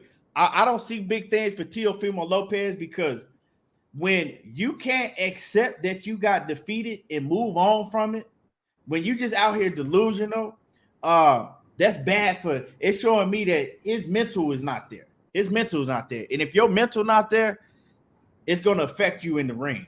He got talent, but he just don't have the mental for it. Yeah, weigh in. Shakur Stevenson, my number one pound for pound. If pound for pound is talked about, if pound for pound is talked about how it's supposed to be talked about, right? What pound for pound originally was supposed to mean, I got Shakur Stevenson. But Coach, go ahead. I say you still got to understand that after Devin third fight, Devin gone. That's it. He ain't gonna be with Top Rank no more. I don't know. I don't know that, Coach. I mean, he can do business with him as far as going deal for deal. But you got to remember, Devin he also got his own promotion. So Devin getting a promotional check too. So this is a co-promotion with Top Rank and ESPN because Devin Haney is his own promoter also. So Devin can, after this third fight, Devin can go back to the zone. He can fight PBC fighters. He can fight whoever he want to fight. So yeah, I don't know how it's gonna work out. He can do whatever he want to do, but my take is this, right? Bill Haney is a great businessman, right? And Bob Arum is a great businessman. Once Bob Arum see that, damn, I got a star right here. Bob Arum Bob Arum is gonna do everything he can to keep Devin Haney right there on Top Rank. He gonna do everything he can to keep Devin Haney right there on Top Rank. He know he gonna have to pay him. You know gonna have to pay him. You know what I'm saying? And once you get them titles, once you start getting them titles at Top Rank, it's hard to leave Top Rank. So I think they'll do business, but I think it'll eventually be like a joint. You know what I'm saying? To where they'll talk themselves into like a joint venture, or shit. Devin might even get a network deal with ESPN, bro. You just know, I mean, you never know. But I think he gonna be over that way for a while. I think he's gonna be right there for a while. Cause I mean, he stayed on DAZN, and DAZN didn't do him no good. I mean, you look at it, but DAZN fucking paid the fuck out of Dev, dude. Dev made some bread over there, and he making way less bread, but he wasn't getting the fights. Yeah, but he fucking made some bread. And the thing about it is, once he run this fucking gambit, motherfucker, y'all fucked over me by making me sign this deal. So you got to look at it in two ways. You can't just look at it about, oh, he a superstar. You motherfuckers intentionally, ESPN, Bob Arum, intentionally, y'all fucked over me, and y'all know y'all fucked over me with this fucking deal that I had to sign. That's the only way I was going to get the fight to show I'm the best. So you got two ways to look at it. Is he going to do business with Top Rank again after this shit? Because, motherfucker, y'all know I'm worth more than what the fuck y'all. And I got to go to there twice and take 80-20? Fucking 2 times in a row? Bruh, that's some... He doing that shit for his legacy right now. Not for business because he already rich. But for him for ESPN to even back some shit like that, it's business. Of course it is. It's business. But y'all know y'all doing that fucking man dirty. You understand? Y'all doing it intentionally. George Kambosos gonna make $20 million for 2 fucking fights, and I'm making like what, 2.8 some bullshit. But that's Lou DiBella though. You know what I'm saying? Guess what? That's Lou DiBella. Listen, that fucking deal had nothing to do. It didn't have nothing to do with. Well, then, if ESPN was so fucking loyal, why they just didn't fucking say, okay, we'll Top Rank get involved with it? Coach, because Lou DiBella and Bob Arum are tight, and Lou DiBella owes Bob Arum some favors, right? So Lou DiBella, right? He doesn't have a network deal, so they needed somewhere to put the fight on. I owe Bob Arum some favors, right? I'm tight with Bob Arum, right? And I owe him some favors. Well, I'll go over there and, you know what I'm saying, use that network to put the fight on. Guess But what? Devin Haney had to sign with Top Rank. And Devin Haney said specifically, I'm a top ranked fighter now. I'm a top ranked fighter now. He's For a 3 top fights. ranked fighter now. So what I'm saying is I think that once he's over there and Bob Arum sees that he has another star, he is going to do everything he can to keep Devin Haney. And somebody asked me, did Devin Haney cut ties with DAZN? It ain't no more DAZN. You know what I'm saying? Devin Haney, after this 3-fight deal or whatnot, if he decide that he wants to go back to DAZN, yeah, he can work with them. But I highly doubt he going to go back and work with Eddie Hearn. I highly doubt that because he's going to be a hot free agent. If once he's over there with Top Rank, Bob Arum is going to do whatever he can to keep him right there. But you got to understand the mentality of Devin Haney. The mentality of Devin Haney is this. Just think about it like this. I already done made way fucking more money in one fight than George Kambosos ever made in his whole fucking career. In one fight, right? So now, if you are my promoter, you fucking signed your name to this fucking whole deal that I had to fucking take, right? Because I want to be undisputed and prove I'm the best. So as my fucking promoter, now that I had to sign with you. This shit is unheard of, right? And I don't get no benefit other than the belts. And I get a little money 2 times in a row. But I'm going to run this gauntlet just to show you bitches I'm the best. And after that, y'all fucking kiss my ass. I got all the belts. I got all the power. I'm going to fucking become a superstar. The money going to be there because everybody going to want to fight me. So I don't have to sign with no motherfucker at all. Coach, I ain't got to sign with nobody, cuz. Coach, you got all the belts at 135, right? You moving up to 140. Where's all the talent at 140 at? It's on Top Rank. No. So you can say, oh, I'm gonna become a free agent. At the end of the day, we know how business of boxing work. PBC got 145. If Bob Arum got most of the 140-pound titles on his stable, right, at Top Rank, that's where he gonna be at because he want all the smoke. He want the titles. You're not gonna be able to say, "Oh, I'm a free agent and I'm gonna do what I want to." That shit don't work if you're going after them straps, and them straps is at over there on one stable. The whole thing about that is Josh Taylor about to vacate all them fucking belts. Okay, that's when the rankings come in. You still got a bunch of cats at PBC with that 140. You got cats at PBC. Like I said, when Josh Taylor vacate the belts, we're going to see where the belts end up at. We're going to see where they end up at, where most of the belts end up at. And where most of the belts at 140 end up at, that's probably where he going to end up at. Right now, think about it like this, Keon. Right now, Tank Davis is about to fucking leave Floyd Mayweather. Tank Davis is going to sign with a fucking network. Tank Davis is a big name.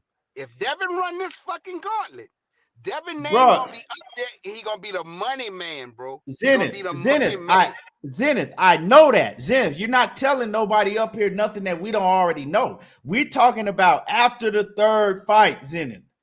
After the third fight. After the third fight, after he fight Vasil Lomachenko, Dev could do like Tank doing. He can go fucking sign. He can go sign with Al Heyman as far as being his advisor. Okay, and have his own promotion. Yeah, and fuck. And then after that, fuck it. That's when the real bread. Just like everybody right now, they want to fight Tank Davis. Tank Davis.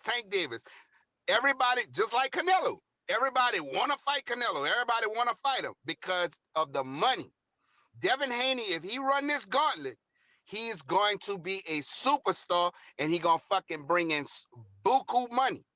So he gonna be the money man. He can do what the fuck he want then. If he get a network deal with Showtime, he could do his own deal with ESPN. I ain't even fucking with Top Rank no more. There's a bunch of shit he could do because he got his own promotion company. I said that. I said that, Coach. I said he might just stay and do a network deal with ESPN. Right. You know he what can I'm do saying? that. It's gonna be wherever the belt is, wherever the most belts is. That's probably where he gonna lean towards. My man Batman, what's happening with it, Batman? Where you been at? Batman say PBC about to get them belts. We'll see. We'll see. We gotta see because it's gonna be because y'all talking about, oh man, well, the sanctioning bodies. You know, these sanctioning bodies, they dirty, right? They don't move like they're supposed to move. They're supposed to move in order, right? 1, 2, 3, 4, and down on, right? They don't move like that. They don't move like that. So we got to see how all of this pans out when Josh Taylor do drop the belts. You know what I'm saying? And if right now, all of the belts are on top ranked side at 140. All of the belts on top ranked side. So you know, we got to see. Maybe Pro Bellum. Because Regis is the mandatory for that WBC title. So we got to see. But if we get to seeing people moved around and people moved up in the spot where they wasn't at, we know how boxing get down. Yeah, but like I said, bro, after he run this, he gonna be the fucking money man. Every promoter in the world gonna want to do business with Devin Haney. Everyone. They're gonna all want to do business with Devin Haney because he gonna be the fucking money man then.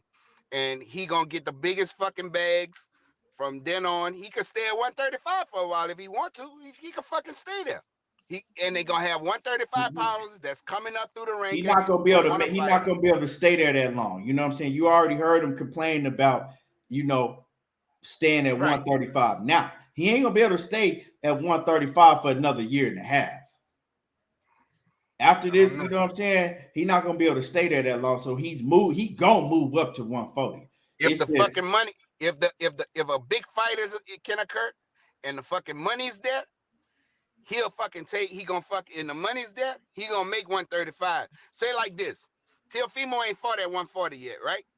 If Teofimo and them, if Bob Arum say, okay, well, we want you to fight fucking Teofimo after the third fight.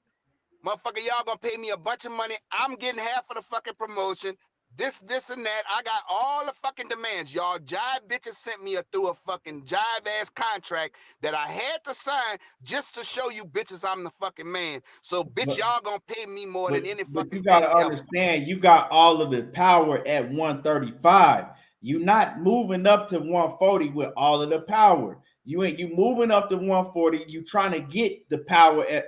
Yeah, he's not moving up to 140 pounds with no straps saying, oh, I got all the power. Y'all, it's not how it's gonna work. When did Tank become a fucking superstar? You tell me. What? Go ahead. When did Tank become a fucking superstar? Because he's a superstar. Don't get it twisted.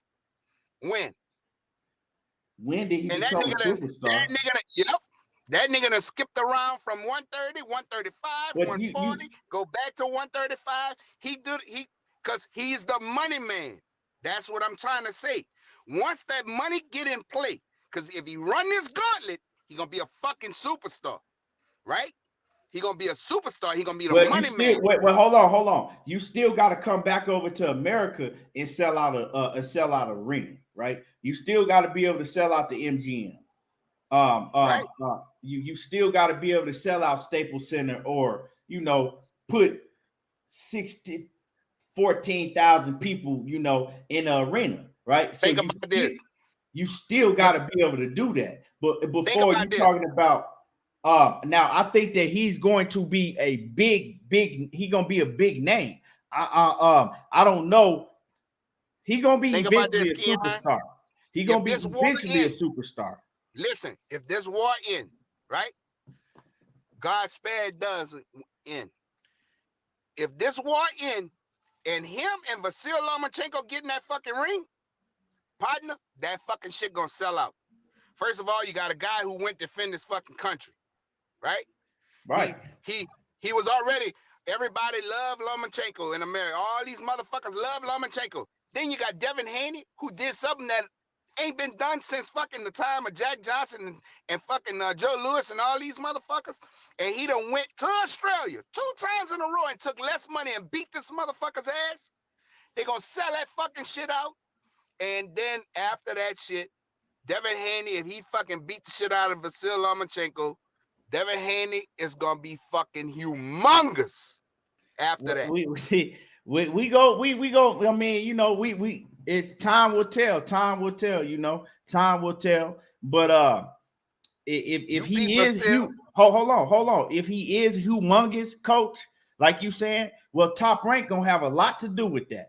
And if you think that, hold on, if you think that Bob Arum is just going, if he humongous, just like you saying he is, if you think that Bob Arum just gonna let him chunk the deuce and just go on without doing everything he can to get him to sign to a big contract, you got another thing coming, bro. Think about this. This you is know my what I'm saying? thing. Look what he did with Tyson Fury. And Tyson Fury's way bigger, and he a heavyweight. What you gonna send to me, motherfucker, when I'm already rich? I'm already rich. And now I got all this power. I don't need you. You need me. So you can offer me whatever. I'm not signing no contract. I'll do one fight deal with you. I'm not doing that shit. I'm not doing that. For what? I'm already. That's why Devin, in his interview, he said, God, because of Allah, I'm already a rich man. That's why I'm taking this shit. So I don't need you, motherfucker. You need me. I'm the money man. You're not gonna dictate shit to me no more. That's enough. You bitches done dictated 3 fights already. Coach, this is boxing. You could talk all of that. I'm doing this and I'm dictating this. That still ain't gonna get you the fights. You want to be where you coach. You want to be where you could get the big fights. We've seen this a million times in boxing. All of that talk, that shit sound good, but you want to be where you can get the big fights. Canelo do it. You can't compare Devin Haney to Canelo. Listen to what I'm saying. Hold on. Come on, coach, stop. You can't compare Devin Haney to Canelo. Wait, after he run this fucking gauntlet? No, you can't. Now you talking delusional, coach. Now you talking delusional. Okay, fuck it. We leave Canelo out of this shit. So y'all think Canelo fucking Jesus around this bitch. We gonna leave that. I mean, it's just common sense. We gonna leave that shit. Compare him to no Canelo. Okay, fuck it. Tank Davis. Nah, I could compare him to them. I bet that. I mean, we gotta see. Tank Davis going independent right now. Tank Davis ain't going independent. Tank Davis is going to, if he does, Tank Davis will be fighting under the Showtime banner, and he'll have a co-promotional deal with GTD Promotions, just like Errol Spence has his man down promotion, but he still fight under the Showtime PBC banner now. It's just the same shit. And hold on. So with that being said, they still cannot skip and hop around and do what they want to do.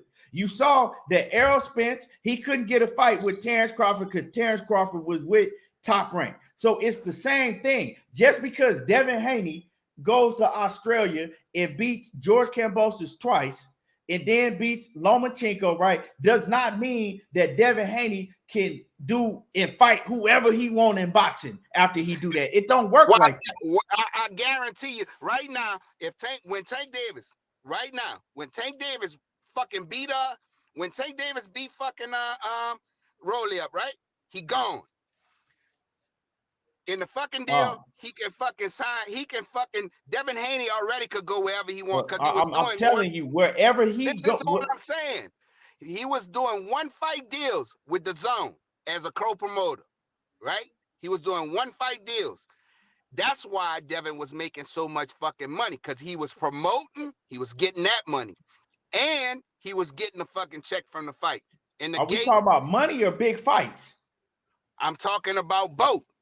I'm talking about if it depends what promotional company has the fighters that's going to have big fights, right?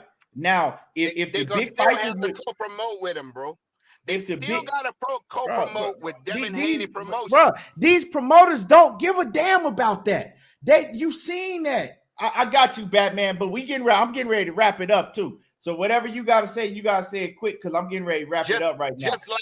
Just like Canelo Alvarez got co-promotions with every deal he do. You stop talking Canelo Alvarez. That's different. Canelo been in the game doing big pay-per-view numbers for years and years, man. You think Like that's not I'm even just telling comparable. you the deals. I'm talking about the deals they make, bro. It's not comparable though. You can't If you're compare doing them. one fight deals, you can go to any network you want to. Nah, If you're bro, doing you one can't. fight deal, He is not Canelo. Canelo is the only one doing that. You can't compare Devin Haney and none of these other boxers to what Canelo is doing. Okay. Watch it. Canelo put hold on. Canelo put 70-some thousand fans in Dallas Cowboys Stadium. Devin Haney ain't did that. He ain't nowhere near doing that. You know what I'm saying? Okay. No other boxer is doing that. So the closest one to it is the closest, the big hitters is Deontay Wilder, right? Errol Spence, then Gervonta Tank Davis. And that's the level. Everybody else is far behind. So you can't make that comparison, bro. That's the level. I said if he run the gauntlet, that's the level. He's gonna be on the same level as Tank Davis. You're still not gonna be on the level to where if such and such, if such and such got all the champions, you can go over there and say, "Oh, I'm gonna sign a one-fight deal with you and knock your champion off, and then I'm gonna say chunk the deuce." These promoters don't do that, especially when you got a big name, especially when you unless you Canelo, right? To where they like, okay, he big enough to where if we bring Canelo over here, we gonna get our money times 2. He's not on that level. He's not gonna be on that level for if he ever gets on that level, it's not gonna be for a long time. He ain't gonna be on that level for a while from now. I said on the fucking Tank Davis level, he gonna have 4 motherfucking belts. Say he can do what the fuck he want to do. Tank Davis. First of all, he moving up to 140, so he won't have no belts. Tank Davis is not even on that level to where he can go and sign a one-fight deal with whoever he want to, fight their champion and then dip off. It don't work like that. But Batman, before we wrap it up, Batman, I'm gonna let you go ahead and get your off real quick. Nah, I was telling Coach he ain't gonna be a superstar. He gonna be a well-known star because the superstar like Canelo, I hate to say it, Canelo a superstar because he can put 80,000 asses in seats.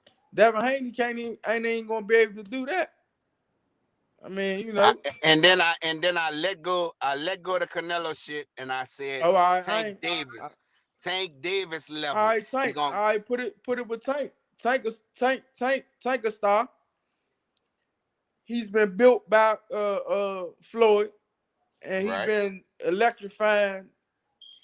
They've tricked the people by knocking everybody out. Knockouts. Yeah, knockouts. You know, he's an attraction. Devin Haney's not an attraction. So after you run this gauntlet, he will be. I mean, then Teofimo Lopez should have been a superstar then. Teofimo getting fucking $20 million for fucking 2 fights. You say what? George Kambosos is getting $20 million for 2 fucking fights. Yeah, cause Bob Herm thinks this is why he's getting. Let me explain that, man. This is why this man is getting $10 million to fight. They think they're gonna pack their fucking arena, man. They think that he's gonna bring the worth. That's the only reason that man's getting paid like that. He tricked Bob Herm and them, like when Bob Herm them gave what's his name? Amir Khan $7 million to fight fucking Terrence Crawford. They've been tricked. I mean, it happens in boxing. Yeah. I don't agree with he just gonna be some mega superstar. You know what I'm saying? It's things that come with being a mega superstar like that. Now, down the road, 4 years, 5 years from now, he might be that, but it ain't gonna come that quick. I think that he's gonna be much bigger than he is now. You know what I'm saying? But he ain't gonna be no mega superstar to where he just calling shots like Canelo and shit. Nah. He been a young boss, bro. And he know the business. That's one thing about it. He know the business, bro. And his father knew the business. They got everything from Floyd when Floyd last run, on Floyd later run. They got the business from Floyd. All right, cool. They did what they supposed to do, but I'm not even gonna put that out there. But I mean, at the end of the day, he started getting paid what after the Gamboa fight, $3 million a fight. All right, cool. He get the promotional deal, but I don't even think he getting the promotional deal on Top Rank because Bob not going like that. We'll find out. If they fucking say Devin Haney Promotions, we'll know that he getting a fucking deal. Yeah, but he shouldn't be crying about getting paid 2.8 from he what? Not crying. He not crying. He was crying at first, man. He did it on the joint. He was like, I ain't getting paid, but I'm going for my And legacy. what he said, all right, cool. Right. So he wasn't crying. Only thing he said was, he said that God has blessed me with a lot of money already. So that's why I took the deal, because I want to show him the best and fighting for my legacy. So and he also said he's not getting paid what he supposed to get paid. But hey, cool. I mean, Yeah. But I'm saying that he ain't getting paid. Get up out of here. I gotta get ready to wrap it up, y'all. Man, great show. Batman, you said you was asking for no. I ain't even seen you on the show. I seen you earlier, and then that's it. I've been in the chat the whole time. You should have hit my phone. Me and Lord to the Game was asking for a link. I've been sent Lord to the Game. I sent him a link when I started the show. You know what I'm saying? So I asked my joint after y'all got finished with the Earl situation. Nah, I ain't even see you. You should have just texted my phone. But man, let me get your last words, Bat. Let me get your last words, Coach, and I gotta get up out of here. Okay, man, Coach, let me get your last words real quick, Bat. Like we just saying, man, good. Earl was looking good today, man. He looked good. He looked ready. He looked ready to do what he needed to do. It looked like he looking like he about to try to go get him a stoppage. That's what it's looking like. But definitely.